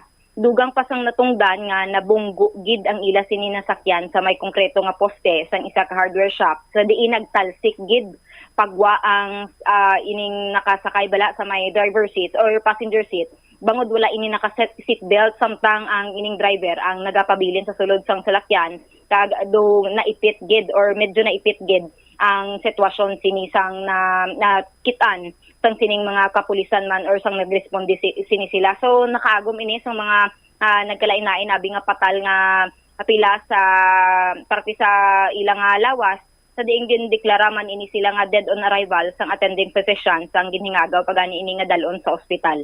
Sa dugang bala nga pahayag aton pamatian si Police Captain General Enrique Robles. Bali at around 12:40 po, no, naka-receive po tayo ng information na meron pong BA na nangyari dito sa bandang Barangay Alacaigan, Banate Iloilo. Then nag-responde po ang ating PNP personnel at naabotan po natin yung dalawang biktima, ang driver po at ang passenger. So wala po silang malay, dinala po sila sa malapit na hospital but declared dead on arrival po. Okay, bali gabi po kayo nagresponde, hindi po kanina lang? Hindi po kagabi pa po ito ma'am, kanina pa po madaling araw. Saan po sila galing, sir? Tsaka saan po sana sila pupunta? At sino po yung mga dineclare po na wala na pong buhay? So ano po, no, ang driver po natin si Mr. Nerijan, 22 years old po, presidente ng Barangay Belen, Banate Iloilo. At ang pasahero niya po ay si Mr. Junrel Pahade. Same address din po, 23 years old po. During po kagabi, ang na-receive po nating information sa mga nakakita, galing po sa nag-inuman daw po itong dalawa. Then after daw po nila mag-inuman, nagpasya na po silang umuwi, papuntang Barangay Belen. But unfortunately po, sa isa ginamit po nilang sasakyan na Toyota Corolla, nawalan po siya ng control at bumangga po siya dito sa concrete post ng isang hardware store dito sa Barangay Alacaigan. So Nabatian diri ang kabahin sang aton nga interview kay Police Captain General Enrique Robles, ang hepe sang Banati Municipal Police Station, Bombocham. All right. Ini si Bombo Marisol Biñas para sa the number 1 and most trusted radio network in the country, ang Bombo Radio Philippines. Basta radyo, Bombo! Salamat kid Bombo Solvinia sa imo sining nga follow-up report. Amo na ganing malbala nila nga don't drive don't drink and drive, no, sa aton sining nga mga kabombo. Kay dira na nang ginatunaan sang disgrasya, kay nagakadisgrasya gani ang normal ang tawo wa isay dalom sa impluwensya sa makulubog ng limnon, no, paihan ang ayara sa impluwensya sa makulubog sining limnon. Pero isa man ini sa dapat nato na nga pagkatandaan nga maghalong kita sa tagsa sini ka magmaneho kita sa salakyan. And speaking sa pagmaneho sa salakyan, dugol piada lang nagbuot, no? Standby sa kay Bombo Jomar Villa. Gusto ko lang ni palabot sa mga kabombo naton. Dugol piada lang, no? Nagbuot ang mga may tuyo nga magpapili sa palabuton sini nga 2025 elections, no? Dugol piada lang nang inulik doon sila, no? Ngati stay safe sa biyahe, maghinay lang sa biyahe, no? Kadamo lang. Sa aton sini ka matag palamati. Tiyo makon mo sila banwa. Pero kung eleksyon din mga Jess nga mahambal sila nga ingat sa biyahe, stay safe sa pagbiyahe, stay safe sa pagmaniho sa salakyan man. Tinunto ito kung nakilala ko pa. Pati mga maestra na kabatsyag man sang kainit sang tsimpo, ti siyempre palariyo malang kita nga tawo mo. Maghambal kaya 41, 42, 43, 44, 45 degrees centigrado. Nagapangutot na iyang kapangon. Hilabi pa kunara ikaw sa sulod sang hulot. Kag isa pa, electric pan lang daapin mo. So hindi na yakapin sang mayo sa imo. Ang electric pan, batok sa kainiton sang panahon. Sa aton sini nga mga taga palamati. Check ta si Bombo Jomar Villa kay pila ka mga principal nga naghambal mas mayo ang face-to-face pero grabe niya galing kay init. Kag hindi lang yung mga estudyante ang ginakabalakan sini iyang apektado sa init kay pati ang mga manunudlo nagabatsyag man siyempre sang tuman nga kainiton sa tiyempo. Bombo Jomar sa report ta please kamin. Nagakadapat nga hindi lang pagsalig sa ginikanan ang mga lobrahon sa estudyante sa piyak sa sining ginapatuman nga online kag modular learning, no? Naibuloan nga sa aton sining mga tagpalamati. Nagamando si Mayor Jared Treñas nga depende na sa tagsa ka mga school principal o kon sa mga school head division ang ining pagpatikayon sa face-to-face classes, no? So, suno kay Alexis Rivas, Principal 4 sang Halondoni Memorial Elementary School, iagin payag at nakabaton ini siya sang information sa ila sini nga district head nga hindi lang anay pagbalik ang estudyante, no, ning face to face sa mga estudyante sa eskwelahan. Pero kay na suno sa natungdan kay prior paman sini sang mando sang ila sini nga district head nag-inform na siya sa mga kabataan halin grade 1 to grade 3 nga magbalik, no, halin alas 7 tubtob alas 8 gid lamang sa kaagahon, no, subong nga adlaw bubusap kay ang katuyuan sini agod nga maghatag sang sining ginatawag karon nga dugang sining nga ihibalo ang manunudlo sa kabataan at the same time sa presensya diri sang ginikanan. So nagbalik mga kabataan upod ang ila sining ginikanan diri, no, kay suno kay si Rivas hindi lang dapat nga ipasalig sa ginikanan nga titaw alatos lak modyol tapos puli lang sila dayon. So dapat may ara sang guidance na halin sa maestra kung anong obrahon, no, kay hindi lang ni isa ka adlaw ang pagpatigayon sa modular learning kundi alawig pa ni sa do mga tatlo pa kuno adlaw posible ang ining modular kag online learning bumutsam. So pagi sinisunod sa natungdan makabulig kag magaidan ang mga estudyante kung ano ang ila sining obrahon kada same time sa ginikanan man nga i-guide gid mismo ang ila sining kabataan diri karon bumutsam kay sunod sa natungdan hindi man tanan nga ginikanan may mga gid, no, ideya gid sa mga leksyon sini. Kay iban sini bubutsam di man manipot manigar, iban sini guro ti way man makagraduate amo na nga ti nabudlayan man sa pagtudlo sa ila sini nga kabataan nga ti ang yan sini nga ginhimo nga maayo kon mag-guide anay sa nga manunudlo kung ano ang ila sini nga obrahon. Antes sa pabati tang pila ka maestra din pakingutan ta ari si Sir ari ang principal, no, si Alexis Rivas sa mga interviews diri sa Bombo Radio. I'm very happy nga nag-declare si Mayor nga ginatagaan kami sang power as school head to decide whatever nga mga desisyon ng para sa eskwelahan para sa kabataan. Now this morning although naghatag ng director sa amon nga ang division and the national, but this morning nagbalik ang kabataan anay for instruction for 3 days. So 7 to 8 lang with their parents, especially kinder to grade 3. And after that, hinggaan sa instruction sa maestra, ang activity 1, activity 2, 3, and 4 up to the time nga mahatag sa instruction sa maestra what to do. Kay ihatag lang sa parent ang module, kasayang. Wala na balaan. So kay na, parent and pupils ang ginta instruction. So with this, para sa akon para may pulos man ang target naton kay dali na mag-closing kami sa May 31 graduation na namon. So blended learning ang ginagamit namon subong. So tomorrow hindi sila magbalik, another day magbalik because ang instruction kay na for 1 hour instruction good for 3 days na yan. So nga gin pabalik mong ginikanan sir sa instructions kay di ba prior sila ginatawaan naman sila module. So ano may mga ginikanan nga daw hindi gawa ka tutok sir Mayo sa bataan da. Hindi aton ma-deny nga aton kang ginikanan not all educated. Yes, no. So kinahanglan naton tagan atensyon. We empowered our parents nga mag-help sa aton nga mga kabataan. However, mag-guide sila sang teachers ang especially instruction what to do. So with this joint effort of parents and teachers, makita naton ang resulta para aton makigbatuan ini mga challenge sa aton sa mga kainit kag mga problema sa aton nga palibot right now. Anong challenges ang mga ginikanan sir? Like say for example online abing learning or mga modular, anong challenges sa ilang palabot sa imo? So first, wala sila mga load. Another one, mahinang internet connection. Di ka contact their teachers. So of course, ang teachers hindi man tantanan maisa-isa kadto sila balay. So ang the best nga we give them instruction what to do, and then mapuli sila, pabalunan sila sang gatas nga ginahatag sang DepEd. Nalipay gid sila kaayo. So 1 hour instruction, puli dayon. May mga ginikanan to kinana mention mo dumas na may antas la sa eskwelahan kada mabugnaw pa di kay paras balay dato.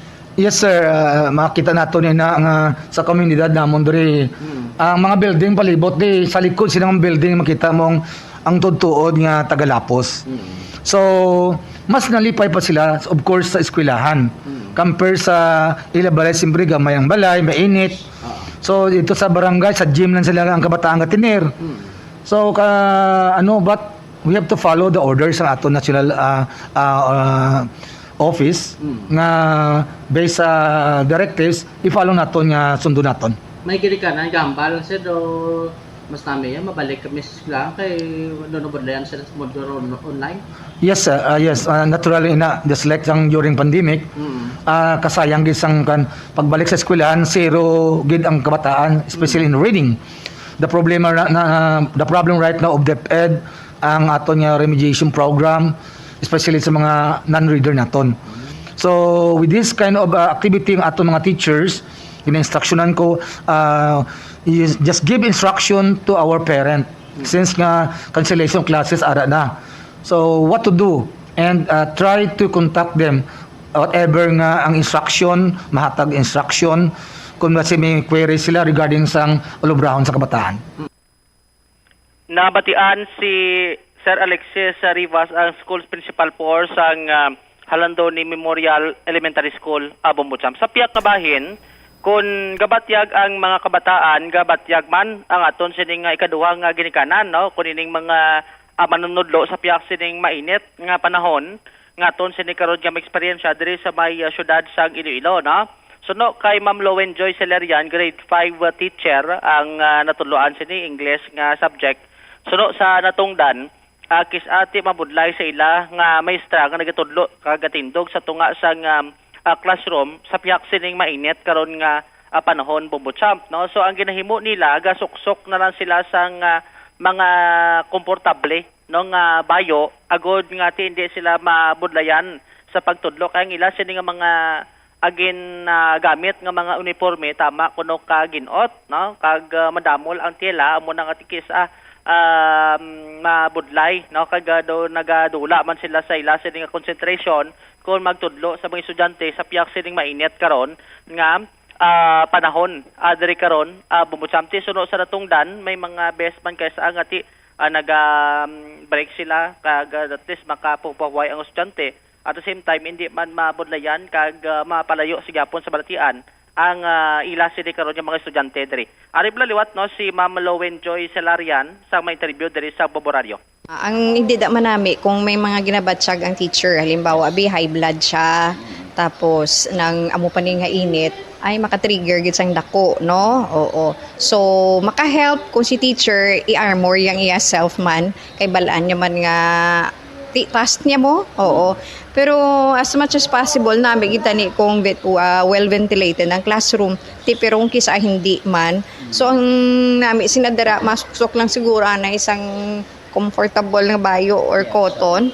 Ang uniform daw maginot. Maginot siya pilit sa mga kilikili. Pero abi mo struggle man kay siyempre kung baga kung nainitan ka, kung ara ka lang sa balay mo, makapamubo ikaw, makapamasa ikaw. Pero kung diri sa school, limited man didaan ang amon nga water. Subong kay siyempre ang nawasa kung kisa way man sang supply. And then amo na kinanlan mag-inom gid sang damo nga tubig. Oo. Sa kainit sa panahon kisa maka guba man sige sa concentration ng mga gatudlo kada sa. Oo, kagi ko gani nga pagtabo ko lang dara init-init sa may piyak sa grade 5. Oo. Ang akon lang gid nga ging buhat may gamay na electric fan bala nga ging ano ko sa mini fan ging ano ko lang na sa itsura ko biski something nga amo lang na maka-help. Tapos ang mineral bottle nga ging butang sa ref, ging butang ko sa liog para nga something or sa mga dulunggan mo para nga ma-refresh ka somehow, maka-help na siya. Ti amo na grabe gid ang init kung gatagi ti. So amo na gani manami gid magsuksok sang cotton nga mga comfortable nga bayo. Ano usually oras nga daw grabe ang kainit? Alauna. Oo, alauna until 3 o'clock. Grabe pa ang init. Oo. Pero ang laway gida ang 1 to 2:30. sakit-sakit kina. Ang 1 to 2:30 gasulod gid sa mata mo ang grabe nga init bala. Tapos ang mga guya mo niyo, kuy kapon mo ni mga agtang mo, dumihilan at ikaw. May mga consideration nga kung magbalik sa face-to-face, mo na lang 7 to 10, pang pabor ka mo. Kung ako ya pamangkuton mo, okay na iya sa akon ang amo sina nga time. Wala ko da iya sang sang nung nitawag ning question. Oo. Kuno mo gid nang kay do hindi pa man gid minute amo na oras mo no. Oo, okay ginaya kahit siyempre nang sa aga daw normal bala. Tapos ang bata namin iman tudluan sa aga, ang ila attention span okay na okay. Kumpara sa hapon. Sa mga students mo, basi may bilin ikaw panawagan kay pamati sila subong sa mga ginikanan subong ma'am. Ginapanawagan dara namon ang amon mga estudyante sa Halandoni Memorial Elementary School. Please stay tuned sa mga sa aton teachers, especially kung nagahatag sa instruction sa group chats, and kung may nagahatag nga module kag ibilin lang sa gwardiya, palihog lang comply kung ano man kay buligay lang kita sa sini nga panahon sang kainiton. Ang tingog ni ma'am do malulo no, ano ga pangakig man si ma'am kis aga ga man gugtas mas estudyante na. Amo giman ko naguro sir magambal Gugtas man hindi man pwede nga hindi mo pag-ugtasan, pero syempre lain na subong ang set sa mga bata kumpara sa una. Si Ma'am Lowen Joy Silerian, Bombotsam. No kanami lang kay Ma'am kay kun magtudlo sa doon di man gid ga pamersa, doon ga pangaki gani kisa, pero ti doon di man halata. Bombotsam nga ti part of doyo man pagtudlo kung paano yan ay madisiplina ang mga estudyante nga ti do dako gid kuno ang pinagbago sa subong kun ipanggid sa unang mga estudyante in terms karon sa pagdisiplina, Bombotsam. Ti ang mga batang 90s gani hambal nila sa una. Kung ang mga kabataan subong wala na ginapa eskwela, wala na ginapa sulod kay mainit, sa una kung magsinabad iya mga batang 90s ginapainitan. Ti amo na tungo natin di magita makinit mo. So una suno kay Ma'am gade mga 30 years na sa in service mo, Bombotsam. Ti may best kuno sa una mga year mga mga late 90s gid man. Sa una paghampak yala ka blackboard hipos na ng estudyante. Subong iya ko ng pakol mong blackboard gihipos? Subong ko no kung sawayon do ga sa bata. Sus. Amo nati hindi man siya kunok dali karon kun ang ginagamit ato sa una nga pag pag saway sa mga estudyante, ti basi kun subong basi makon balikan kag mareklamo pabla. Bombotsam, ti amo nang sitwasyon karon. Amo na nga ang tawag sa mga manunudlo ikaduwa nga ginikanan. Kaya ang una nga ginikanan ara sa sulod sang panimalay, ti dapat dira masugod ang una nga pag disiplina kag una nga pagtudlo sang mga mayong pinamatasan Joms.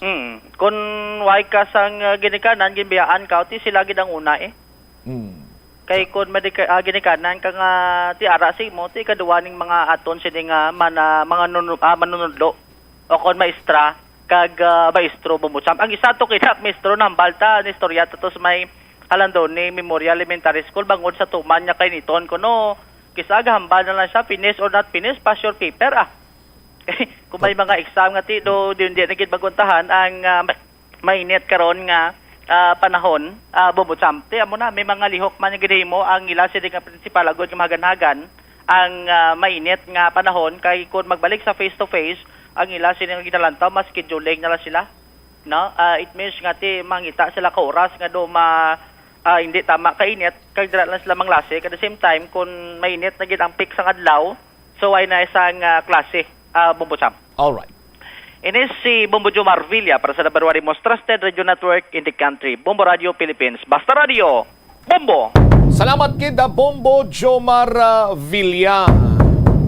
Ti kabay pa nga may ara sang win-win solusyon or may makita sini iya nga mas mayo pa nga solusyon ang Department of Education. Subong man may mayo sini nga kooperasyon sa local government unit. Kay ang guaya subong iya si Mayor nga daan nagamba nga ginatugyan niya na lang sa Department of Education or sa mga head of schools kung anong ila sini nga mangin desisyon. Okay, tikon lang taon ta sus Maria kag usip ang expected nga hit index subong Bombo Chris diri sa syudad sa Iloilo. Pila gani? 43. Gina-expectar sini iya 43, forecast nga heat index sa syudad sa Iloilo 40 degrees centigrado. Sa aton sini nga mga kamumbot ito man kainit na bisan mag 38, 39 lang gani, grabe na kapahang na. Pero ti sa gyapon na ang panumdom nga magbalon sang tubig, mag-rehydrate kag from time to time pasilong gid digin magpadugay bulad sa init mga kauturan. Standby na sa kapon lamang program. Kaupo naman sa kay Tita Regine. Inis Bombot Shama Blanco Hover gabilin sa imo. Sang manayanay nga hapon, may God bless us all. Para sa the number one and most trusted radio network in the country, ang Bombo Radio Philippines. Basta Radio, Bombo! The Farmers Bazaar, your traditional public market with the touch of Plazuela Dos, ang isa ka lugar nga gintukod sa tion kag sa kasagsagan sa COVID-19 pandemic nga may tinutuyo nga maghatag sa imo sang safe marketing experience. Subong nga ang COVID-19 hindi nagidman dako nga pamahog kag nagapakadto na kita sa next normal. Rest assured nga ang Farmers Bazaar will further evolve agud yung magpadayon sa paghatag sa inyo sing satisfying marketing experience. The Farmers Bazaar sa lower level, tara na pahamtang ang fish, poultry kag meat section para naman sa inyo mga kinahanglanon nga prutas, utang kag iban pa, magbisita sa upper level pinaagi sa paggamit sa hagdanan ukon sa pagkadto direkta sa parking lot. The Farmers Bazaar, your traditional public market with the touch of Plazuela Dos. Plazuela de Iloilo Billboard of Activities for April 14 to 20, 2024. Ang Plaza Mayor kagang iyang stage ang saliwat preparado para mag-host sa Technocrats Band as they are set to deliver one great musical entertainment sa ini nga Abril 20, Sabado, sa concert at the Plaza, mangininyo umpisa alas 6 sa gabi. Sa tion sa musical show, napulo ka mga matahom nga Plazuela de Iloilo Mags kag iban pa ay ikaparafol sa mga suki sa Plazuela de Iloilo. Sa Abril 21, Domingo, ginagdang tanan nga mag-attend sa Eucharistic celebration nga pagahiwaton sa Latolda sa mga adlaw, magasugod alas 11 sang aga. Sa tion sang misa, ipangamuyo naton sa Ginoo nga hatagan niya kita sang grasya nga makit-an ang kahulugan sang pag-antos. Nga ang pag-antos hindi magtulod sa aton palayo sa Ginoo, kundi nga magduso sa aton nga magparapit pagid sa iya. Plazuela de Iloilo, we remain to be one with you in a common hope for a better community and a progressive country in 2024. Yari nga mga epektibo nga pamaagi agud mapabilin nga safe ang pagkaon sa imo pamilya. Ipabili ng katinlo, maghugas sa mga kamot bago mag-uyat sang pagkaon, kag masami nga himuon ini sa tion nga naghahanda ikaw sang pagkaon. Maghugas man sa mga kamot pagkatapos nga nagamit ikaw sang kasilyas. Hugasan kag tinluan sa maayo ang lamesa kag tanan nga mga kagamitan sa paghanda sang pagkaon. Siguraduhon man nga safe ang kusina kag pagkaon gikan sa mga insekto, mga peste kag iban pa nga mga sapat. Ini nga pahanumdom ang ginadulong sa imo sang the number one and most trusted radio network in the country, Bombo Radio Philippines. Basta Radio, Bombo! Ang kasubo kag depresyon ang hindi pareho nga balatyagon. Ang depresyon ang hindi gulpiyada lang nga nagakatabo sa isa ka tawo. Masami man nga ginakabig sa mga tawo nga depressed ini bangod sa kasubo nga nagakabatyagan. Ang kasubo, temporaryo lang nga nagakabatyagan sang tawo kag masami nagadugay sang pilalang kaadlaw. Samtang, makabig naman nga nag-experience ikaw sang depresyon kung masobre na sa 3 ka bulan nga nagabatyag ikaw sang kasubo. Importante nga mahibaluan ang mga naga-trigger sa nga mga balatyagon, agud nga mahibaluan kung paano ini nga bulngon. Nag-umpisa na ang El Nino phenomenon. Kag bandabo ini sang epekto ilabi na sa palibot, kaangay na lang sang pagbago sang kalidad sang tubig. Pagkapatay sa mga isda bangod sa pagbago sang kalidad sang tubig, kag pagtaas sang posibilidad nga magka-red tide. Mas gamay ang isda ang mahimo mahulik bangod posible nga mag-migrate ang mga ini bangod sa pag-init sang tubig kag pagnubo sang tubig sa mga dam nga mahimo mangin rason sang pagnubo sang supply sang tubig. Ini nga pahanumdom ang ginadulong sa imo sang the number one and most trusted radio network in the country, Bombo Radio Philippines. Basta Radio, Bombo! Ang simple nga paghusay sang buhok ang may pila ka maayo nga benepisyo sa lawas. Sunod kay Arthi Ragurama, founder sang Daiga Organics nga nagaproduce ng handmade bath kag body products sa New Delhi, India. Ang mga tawo nga may dry hair, ang masami hindi mahilig nga maghusay sang buhok bangod sa kahangawa sang hair fall. Apang, ang masami nga paghusay sang buhok ang makabulig sa blood circulation sa aton nga scalp. Naga-nourish man ini sang hair roots, naga-promote sang growth, kay nagabulig man agod nga malikawan ang hair loss. Sa aroma kag soothing feeling sa pag-inom sang tea, ang rason sang kadamaan nga paborito nga imnon ang tea. Sunod kay Ansley Hill, registered dietitian sa Western Oregon sa Estados Unidos, ang masobra 3-4 katasa nga pag-inom sang tea sa isa ka adlaw ang makadala sang hindi maayong nga epekto sa lawas. Kinahanglan nga moderate intake lang sa tanan nga ilimnon agod ma-achieve ang healthy living. Mas nanamian bala ikaw magtuon sa balay ipaanggid sa eskwelahan nga madamo ang tawo? Isa ka panugyan para epektibo ang pagtuon sa balay, amo ang pagpangita sa designated area agud nga matiniran kung ikaw nagasulat, nagabasa o kung nag-review. Pwede man nga lamesa sa kusina o kung sa desk sa sang inyo nga balay, pero hindi gid maghigda sa imo nga katre samtang nagatuon. Inibagod nagakatemtar gid ikaw nga magpiyong-piyong, tubtub nga dalayon na ikaw nga matulugan. Siguraduha man nga malimpyo kag organisado ang lugar nga imo ginatun-an. Ini nga pahanumdom ang ginadulong sa imo sang the #1 and most trusted radio network in the country, Bombo Radio Philippines. Basta Radio Bombo! Yari nga mga epektibo nga pamaagi agud mapabilin nga safe ang pagkaon sa imo pamilya. Lutoon sa maayong pagkaon, ilabi na ang karne, manok, itlog, kag mga seafoods.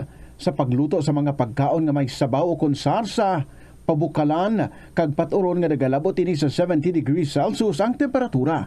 Bago kaunon, initon sang husto ang mga nabilin nga mga pagkaon o konsudan. Taguon ang pagkaon sa husto nga temperatura.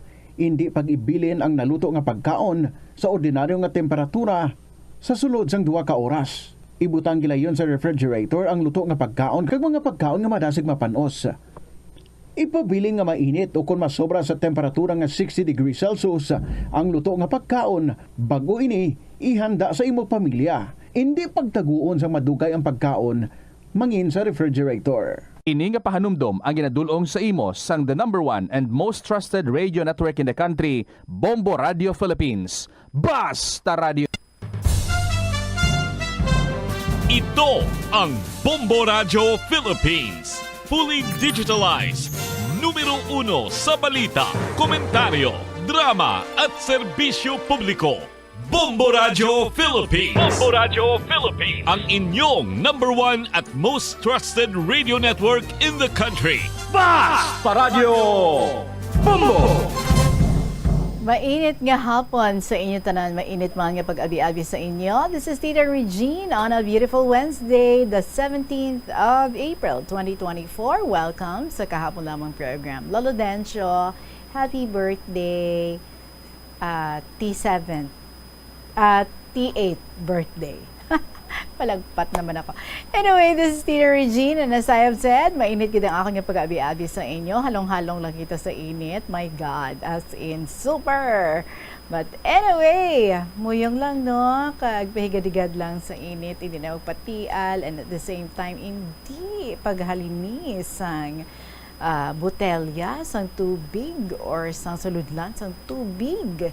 Ang imo nga kilid dapat tubig ang ato nga first nga bitbiton no, hydrate ang ato nga lawas pang kontra sa sining matial nga init. So kumusta ka mo dira? I hope you're doing good. Wala ga salaka ang mga BP. Anyway, sa sining nga hapon balik kita sa pag-enjoy sa mga istorya and at the same time I am inviting you nga magpadalaman sa mga stories na pwede ginato nga ma-enjoy diri sa kahapon naman program. Paki-email sa bombo_iloilo@bomboradio.info or isulat lang sa kahapon lamang program. TYFM, Bombo Radio Iloilo, Sky City Tower, Malpa Street, Iloilo City. Hindi na tayo magpapatumpik-tumpik. Ani na ng ato nga bahanan para sa inyo this afternoon from Albert Acolado. Let's enjoy this song. I Need Your Love. Good afternoon and welcome.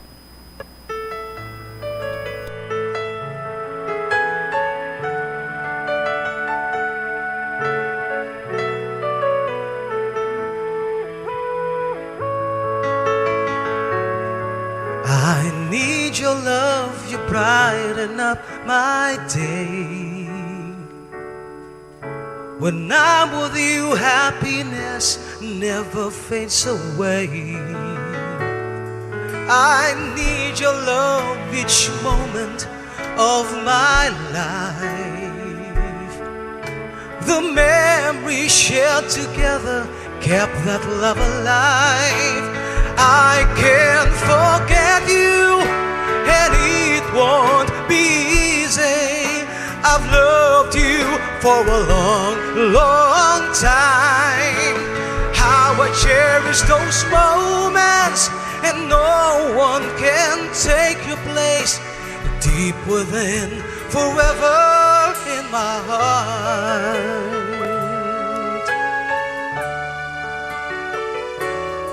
I need your love each moment of my life. The memories shared together kept that love alive. I can't forget you, and it won't be easy. I've loved you for a long, long time. How I cherish those moments, and no one can take your place. Deep within, forever in my heart.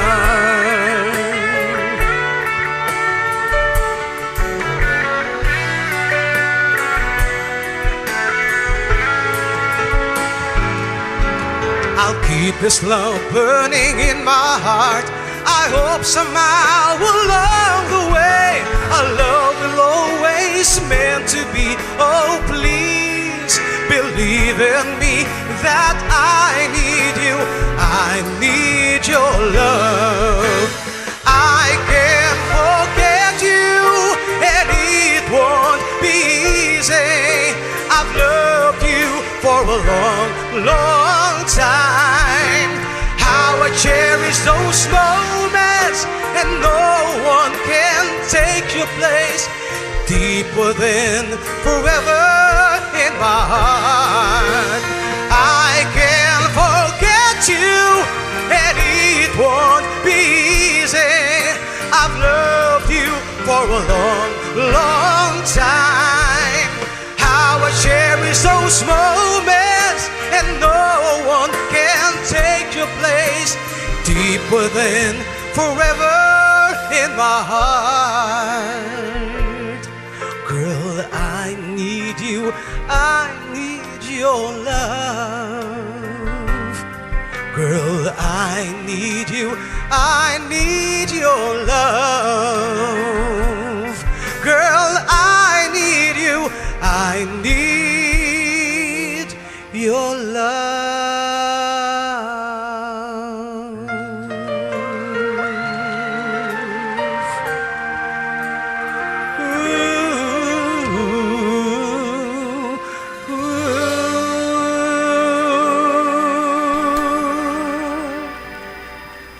We all need love, so let's give love. I Need Your Love, Albert Acolado. 19 minutes after 2 o'clock, ang aton unang sulat, specially requested, April 17, ang aton niya pagbasa. This is from Sagittarius 19, Sangdao Antique. Dear Tita Regine.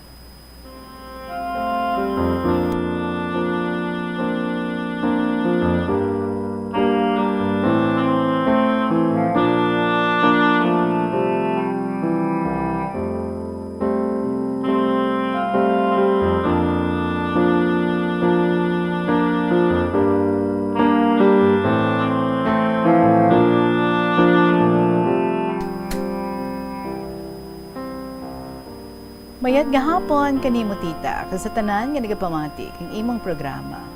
Tawag na ako kay Sagittarius 19, nagaedad kang 32 anyos, taga Dao Antique ako tita. May isa na kaanak, kayang akon nga obra sa sulod lang kabalay. Ang akon paga isa-isay kanimo, ang parte sa akon nagtaliwan na nga iloy.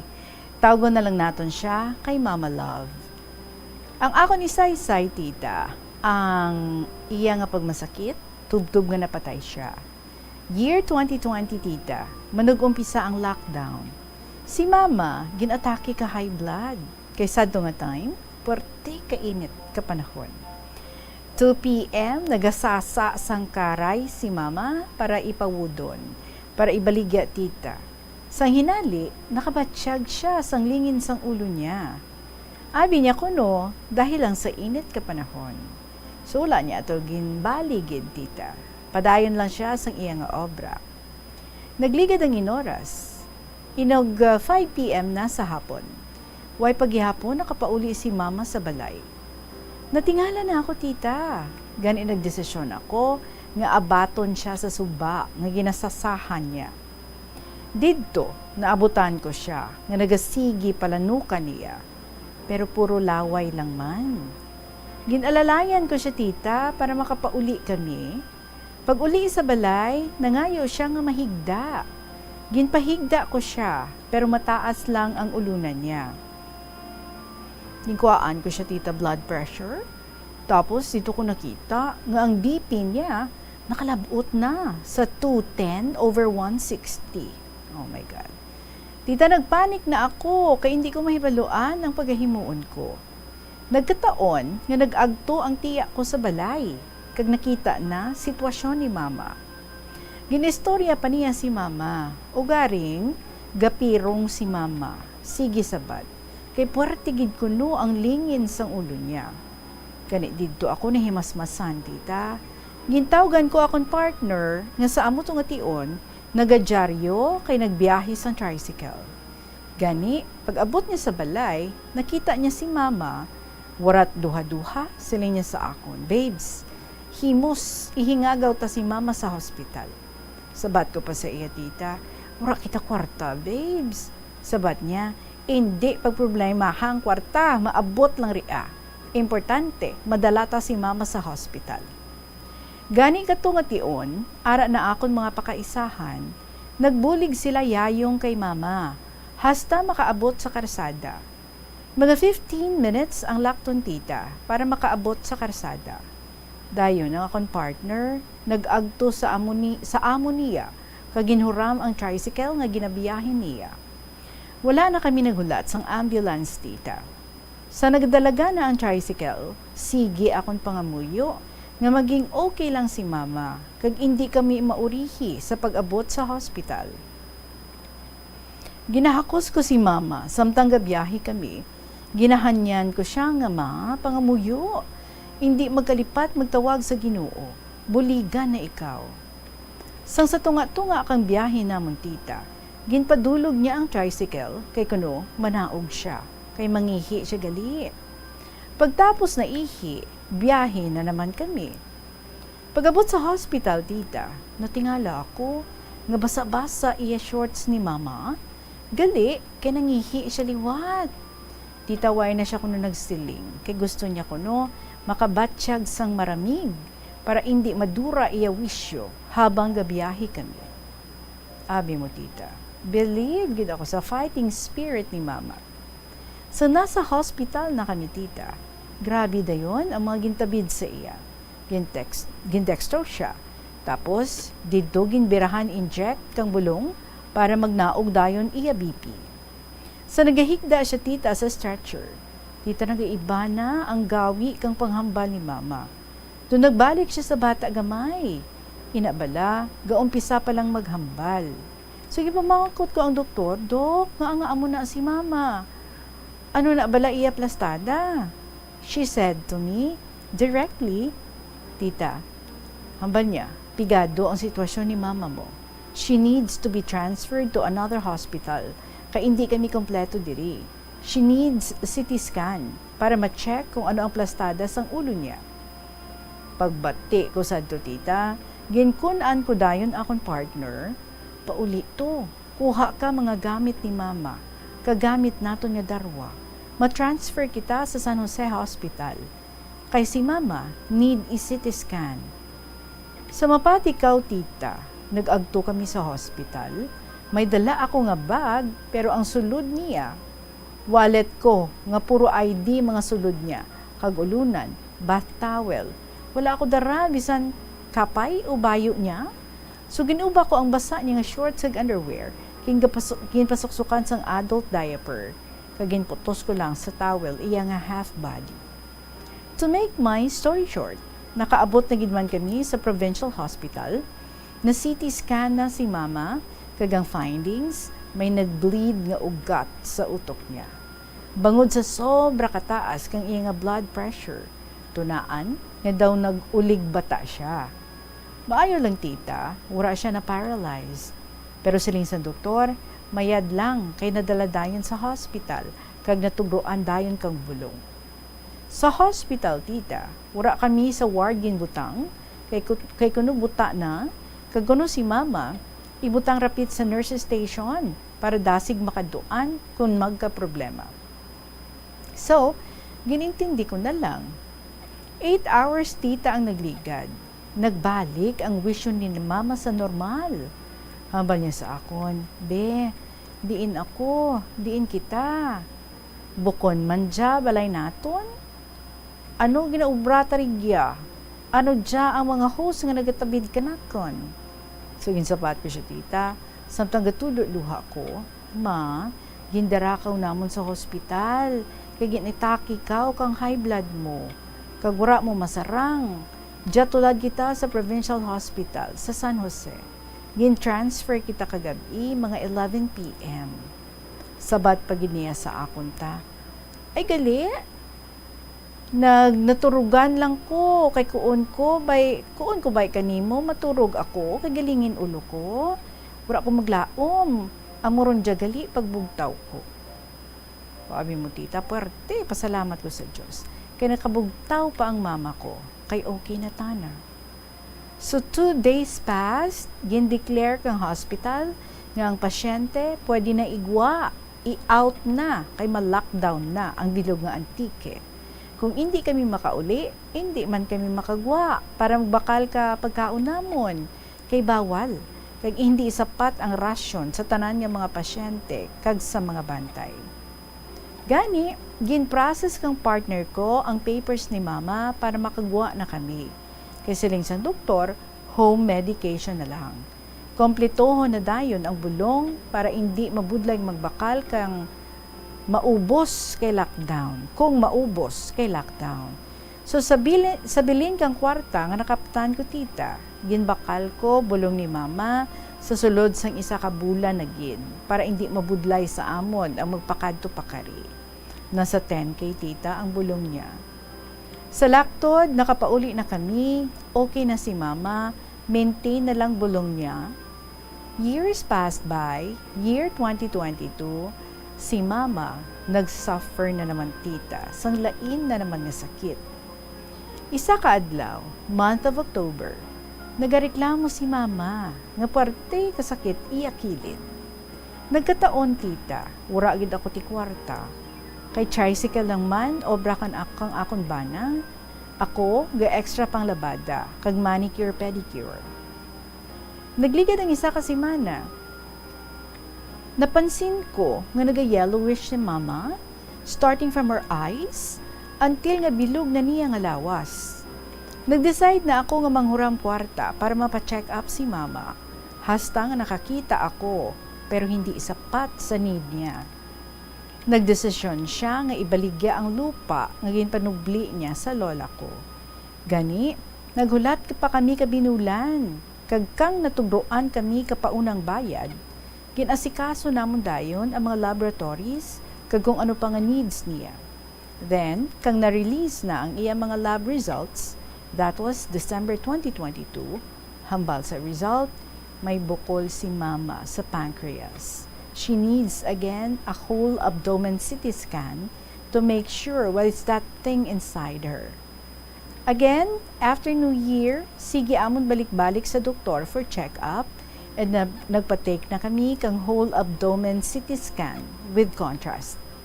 Ang result is pancreatic cancer in terminal stage.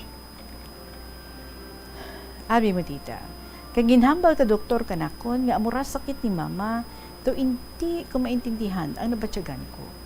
Tumadalagan ako nga daw ewan.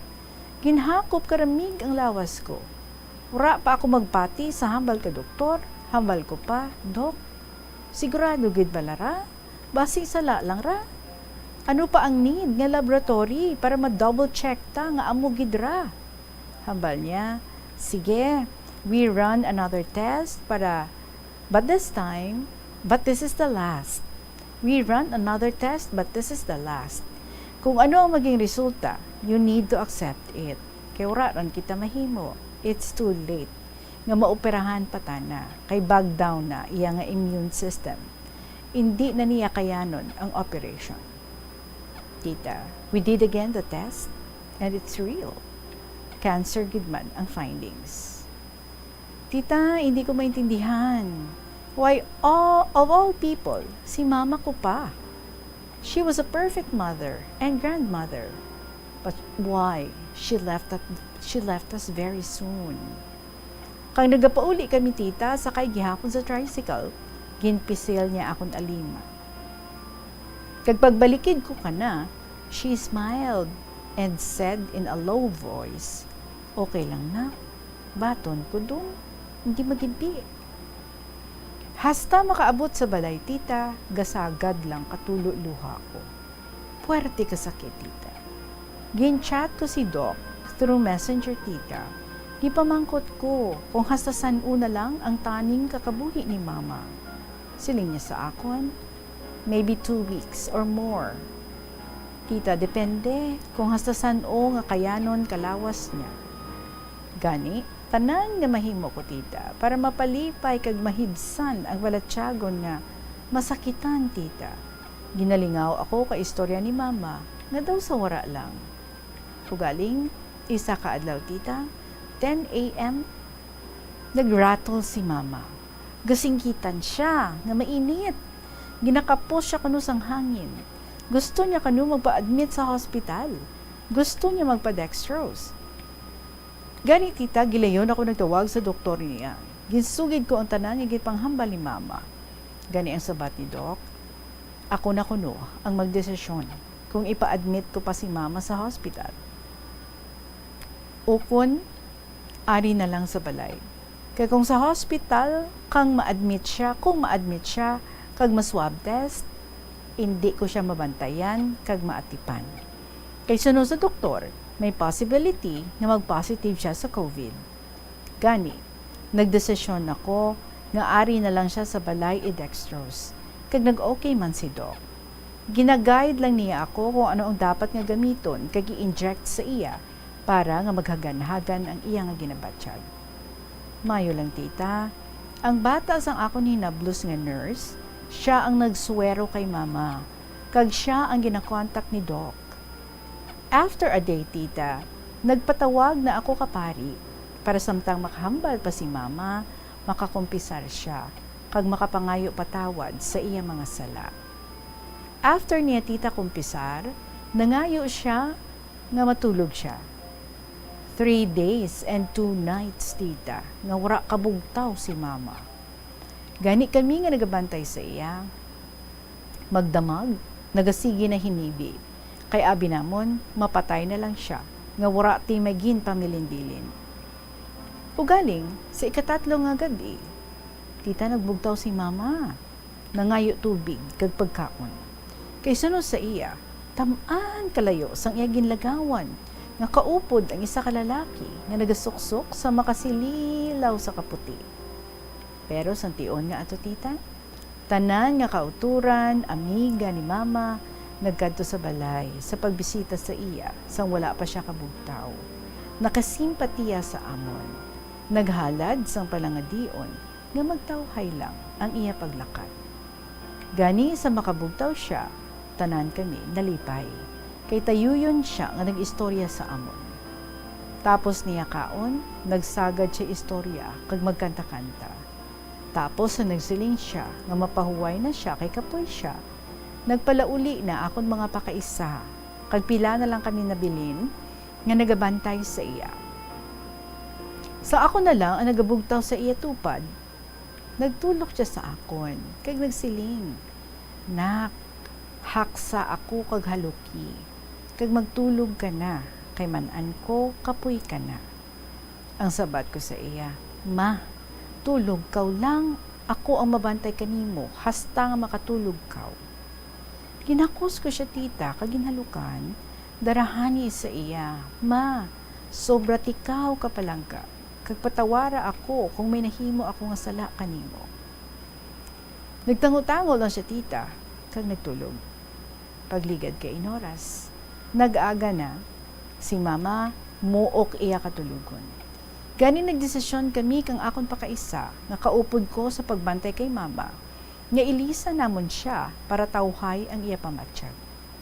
Gani nagsagap ako kang iya masuksok nga bugnaw sa iya lawas. O galing, wala si mama sang shorts nga lipot nga hulas lang ipasuksok sa iya. Gani, nangita kami sang akon pakaisa. Nagpauli siya kay Silinya, bistahan niya sa ila kung may ato siya nga shorts. Ako naman, sige panghalungkat sa akon bulutangan. Kay si mama tita, mahilig lang sa tukong or shorts nga lampas tuhod. Sansigi na ako pangita, ginbinlan ko akon bata kag akon hinablos. Nga bantayan nila si lola nila. Ugaring, sanghana na ako nga magsulod sa kwarto. Nagsinggit ako ni hinablos. Nga tita, si lola nagsiddo. Gani, dali-dali ako nagpalapit kay mama. Sa taranta ko, gintawag ko akong bana, babes, dali diyan nay. Dayon man nagpalapit si partner ko, kaginlantaw si mama. Nakita niya nga nagabukal ang baba ni mama. Iya ato ginpahidan sang tissue. Ugaling, pagkapot ko kay mama, tugnaw na siya, hasta sa iya ilok. Gin-check ko iya pulso, wala na tita. Wala na siya nakaginhawa. Ang pagsido niya, January 28, 2022, amo na ato, ang orihin niya nga ginhawa. Tapos ang hakson ko na siya, basa na siya tita, nangihi siya sa iya hiligdaan. Kay silinghin nila, hudyat na ato, nga nag-pass away na siya. Sobra kasakit tita, do hindi ako magpati. Pagkatapos kag isa ka semana nga nagwa ang iya findings, nadula si mama ko. Tuman kadasig sang hitabo tita, do hindi ko gid mabatong. Subong tita, ginakahiddawan ko siya sa gihapon. Ang mga yuhong, pagpalangga, paglaygay, kag pagpangara niya tita. Ginahanduraw ko na lang. Ginlubong namon siya February 2022. Tita siguro tamaan nakalawid ang akong nga istorya parte sa akong palangga nga mama sa pagtaliwan niya diri sa kalibutan. Kabay nga kung sa diin masusubong, malipayon na siya. Kay wala na sang problema kag masakit. Puro na lang siya kalipay. Mama, kung diin ka man, gabay mo lang kami. You cannot be seen by my eyes, but you're always here in my heart and mind. I love you so much and forever until we meet again someday. Tita, thank you so much for this opportunity nga ma-read mo akong story. Gusto ko tani sa April 17 mo lang basahon akong sulat para makapamati man ako. Until next letter, tita, God bless to you and all the staff of Bombo Radio. Mabuhay kayo. Lovingly yours, Sagittarius 19 of Dao Antique.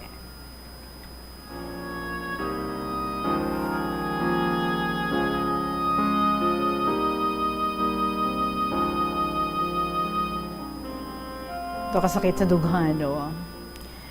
But yes, you said it yourself, there's no more pain.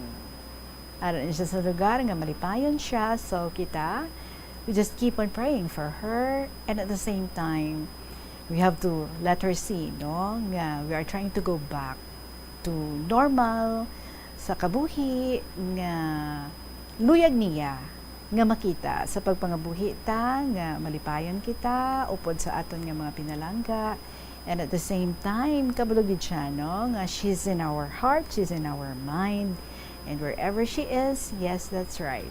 Budigan niya lang kita pangamuyo, nga kita gabayan niya.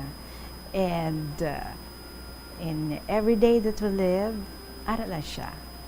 Watching over us and also praying for us. So thank you so much, Gid sa imo, Sagittarius 19 of Dao Antique, for sharing with us your story 39 minutes after 2 o'clock, magabalik ang KLP with Tita Regine pagkatapos lang sa pila ka may importante ng mga pahibalo. Ang Ilonggo nga si Eugenio Eugene Torre amo ang unang nga Filipino nga nakaangkon sang titulo nga chess grandmaster matapos siya ang nagdaog sang silver medal sa ginhiwat nga 21st Chess Olympiad sa Nice, France sang 1974. Sang 1976 sa isa ka chess tournament sa Manila, naghimo pagid sang maragtas si Torre bilang una nga nakaluto sa sadtuanay world champion nga si Anatoly Karpov sang Russia. Si Torre ang nangin malapit man nga abyan sang American chess grandmaster nga si Bobby Fischer. Natawo si Torre sa Iloilo City sadtong November 4, 1951. Halos hindi na maisip ang mga medalya nga nahakot ni Torre para sa Pilipinas halin sa magkatuhay nga mga chess tournaments nga iya nadagaan sa magkatuhay nga bahin sang kalibutan. Sang 2021 nalakip si Torre sa World Chess Hall of Fame. Magpabilin nga safe kag healthy sa panahon sang El Nino. Magkinot sang tubig kagamiton ini sa insakto.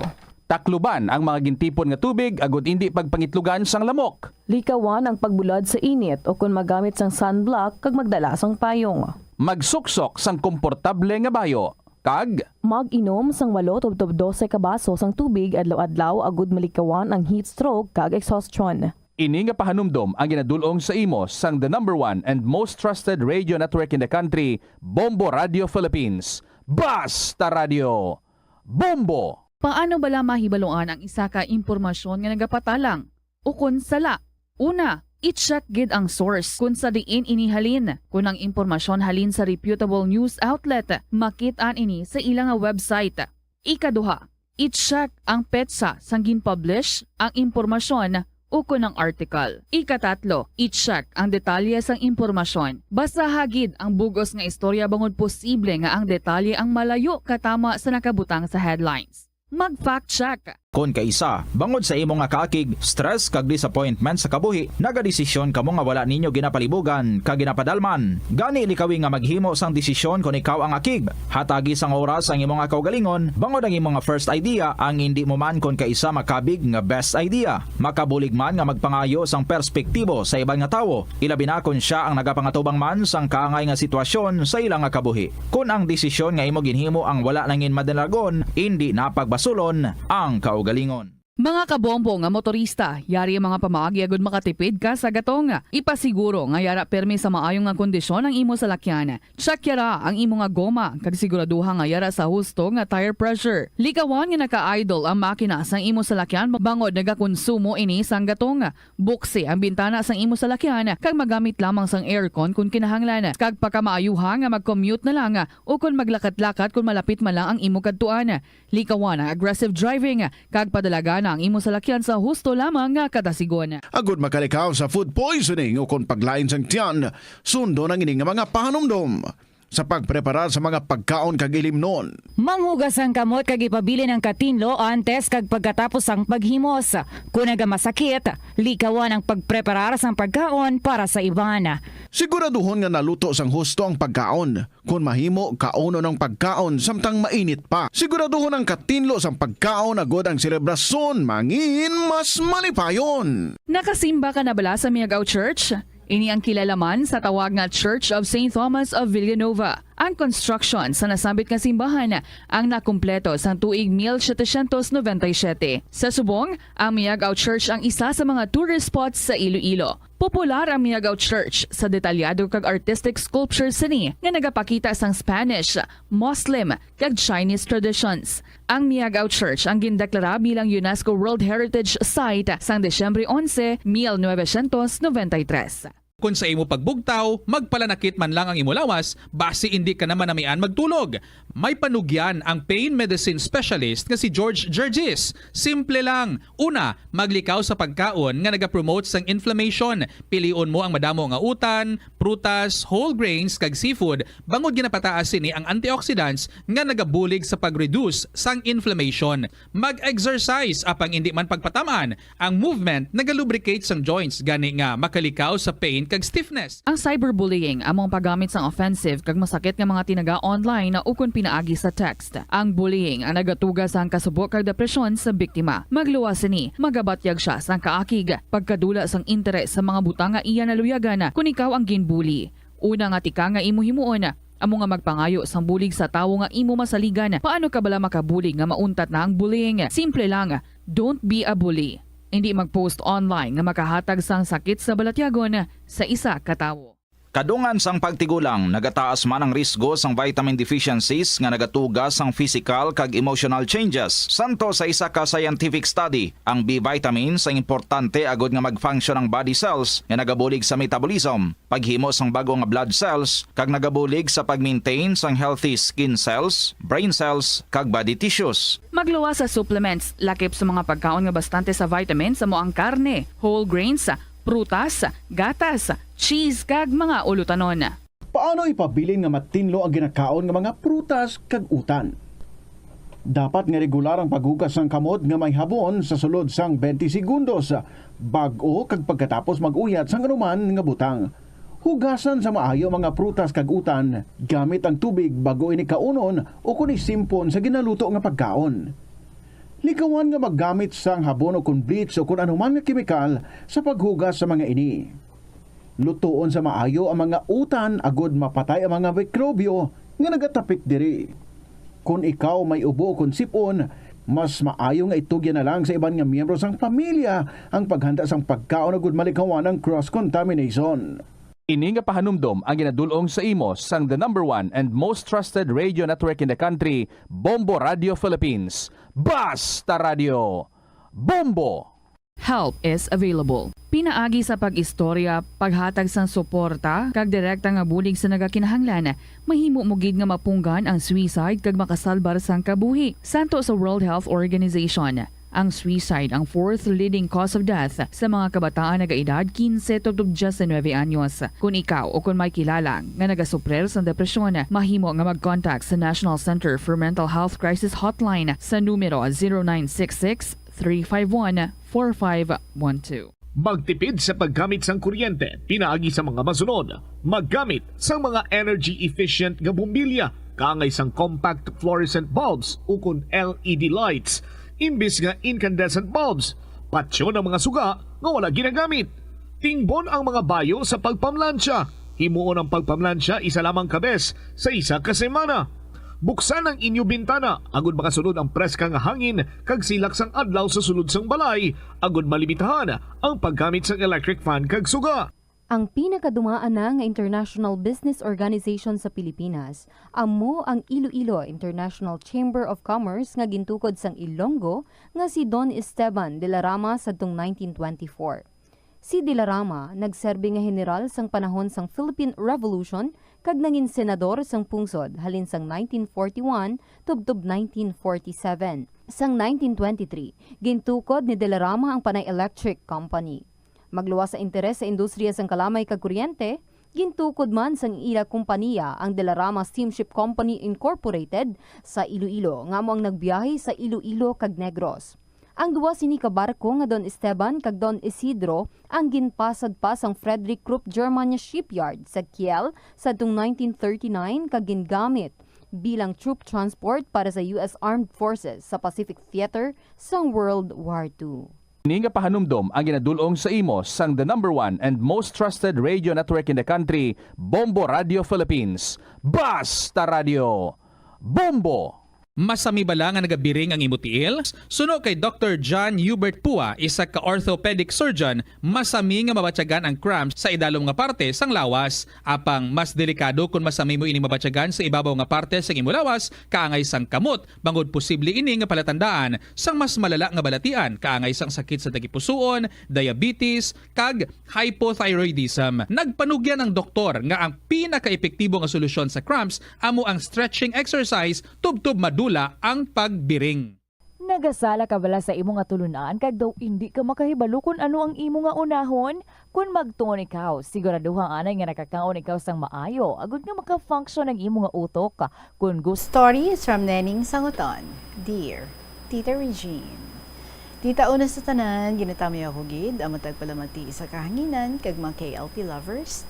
Ang istorya ko ngayon ni Tita Regine, sang una pa lang ako, diri sa Iloilo.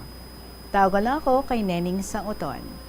Sang dalaga pa ako tita, nag-obra ako sa tawo, kag ang ginaobrahan ko, kilala mo gid ini. Kag tungod ang mga pamilya nila tita, naging politiko man. Kag hindi lang paglawagas sa kahanginan. Okay. Sige, familiar gid man ako. Wala man ako nagdugay sa ila tita, mga 9 months lang ako, kag nagsaylo ako obrahan. Tani isa to tita, gusto ako kuhaon sang bayaw nila nga sa ila ako maobra. Kaso nahuya man ang tiya ko. Habas ang tiya ko, hindi kada, kay mahuya ta, kay bayaw man sang tiya ko, ang ama ko tita. So nagadulong ako kabata sa school, ang obra ko sa ila tita, amo na kaglaba tigang kag iban pa. May nakilala ako nga lalaki nga amo ang naging bana ko tita. Sa nagsaylo ako obra, permi ako ginakatuan sang nobyo ko. Wala pa ako tani plano nga mamana tita. Kaso lang, permi ako ginakatuan sa obrahan ko. Kag kung magkadto ini siya tita, nakainom na ini siya. Kag upudya ang pakaisaya. Sang uli, hambal tani kaama ko. Maiskwela ako kay kung hapon, tawhay na ako. Wala na ako obra tita. Nagadulong lang ako panyaga sa alaga ako. Kag pagkatapos, mapauli man ako. Kaso tita, wala man ako sa nahibalaan nga kurso nga kuhaon ko. Sa dalayan tita nga kadto sang nobyo ko, ginhagad niya ako nga mapauli na sa ila. Pero ang tiya ko, nagapamatok tita, kay tungod pala hubog ini siya. Wala ako sang mahimo, kay tungod siya ang ginahigugma ko. Hambal ka nobyo ko. Kung hindi ako magupod sa iya, habuyon niya kabato ang balay ka ama ko tita. Grabe. Ganigin padala ko sa iya ang mga bayo ko. Sang bago ako nagupod sa iya tita, ginhunahuna ako man kung makasarang na ako mga buhi. Gani, nag-upod ako sa ila. Kag nag-upod kami. Nagbusong ako tita sa subang namon. Okay man ang tanan. Pero nagalumon kami sa balay kaugangan ko tita.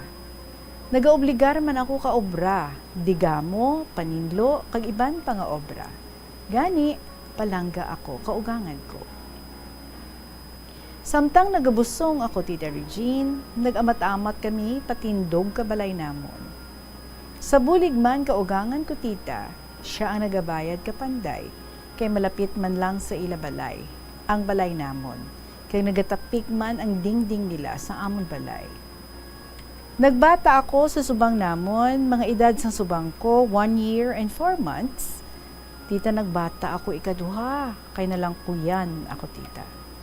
5 kabulan ang ikaduha ko nga bata, wala ako naglaom, nga maabot sa kabuhi ko, nga madula siya sa amon. Sa amo lang ini kadali sang amon nga pag-upod tita.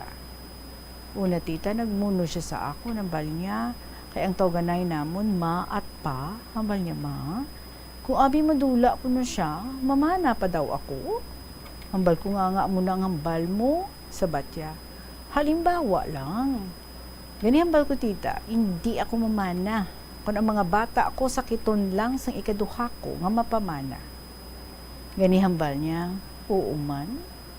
So 5 months sa ikaduha namon nga bata, tita halin siya sa iya obra. Nagmuno siya nga hindi iya makulo ang iya nga tiil. Kag nagasakit ang iya nga tiyan. Gani, ginpa doktor man siya namon, kag amo man gihapon ang iya nga pamatsyag. Gindala namon siya sa hospital. Pag-abot namon sa hospital, hambal ka doktor, 50-50 na siya. Tita, gintakdan siya ka pump. Pagkaduha namon ka adlaw sa hospital, ginbawian na siya sang kabuhi tita. Bata pa abi siya tita, nagainom na ini siya. Gani tita Regine, sang nalubong na ini ang bana ko, nagpauli kami sa lugar namon. Pero mga 9 months lang kami sa lugar namon.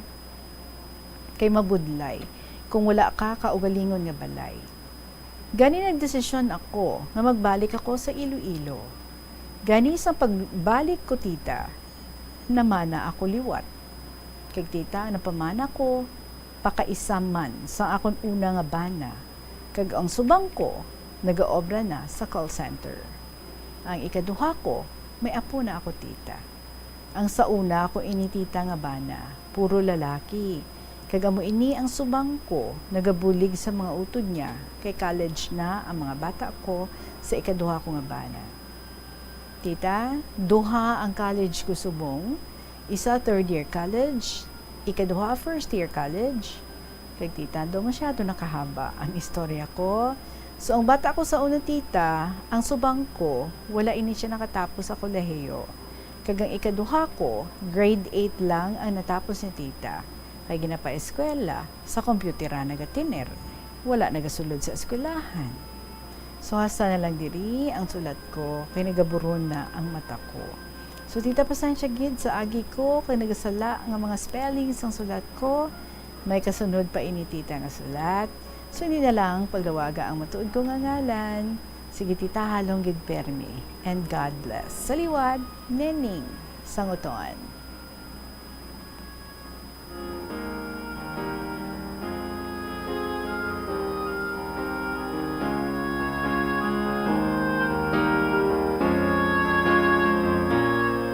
So in short, Nening, wala mo gin tuman, imo promise sa imong husband. Hala ka na.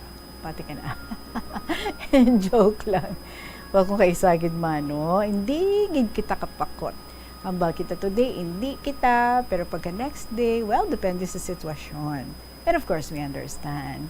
But it's good, ha? Ang mga kabataan mo, sa unang mga husband, good man sila. Sa mga bata mo, sa ikaduha mo ng husband, kag ginabuligan gani nila, no?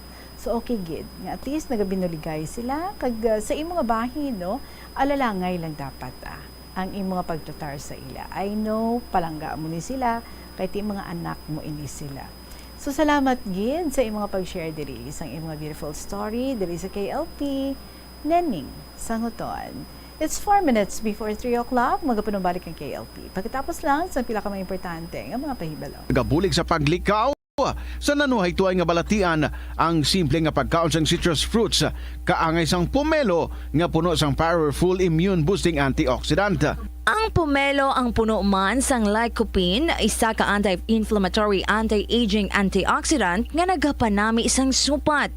Ang duga naman sang panit kag dahon sang pomelo ang natukiban nga makapatay sang cancer cells kag nagapalikaw sa paglapta sini sandig sa test tube studies. Kauntasang La Paz Batchoy. Ang Iloilo ang kilala bilang home of La Paz Batchoy.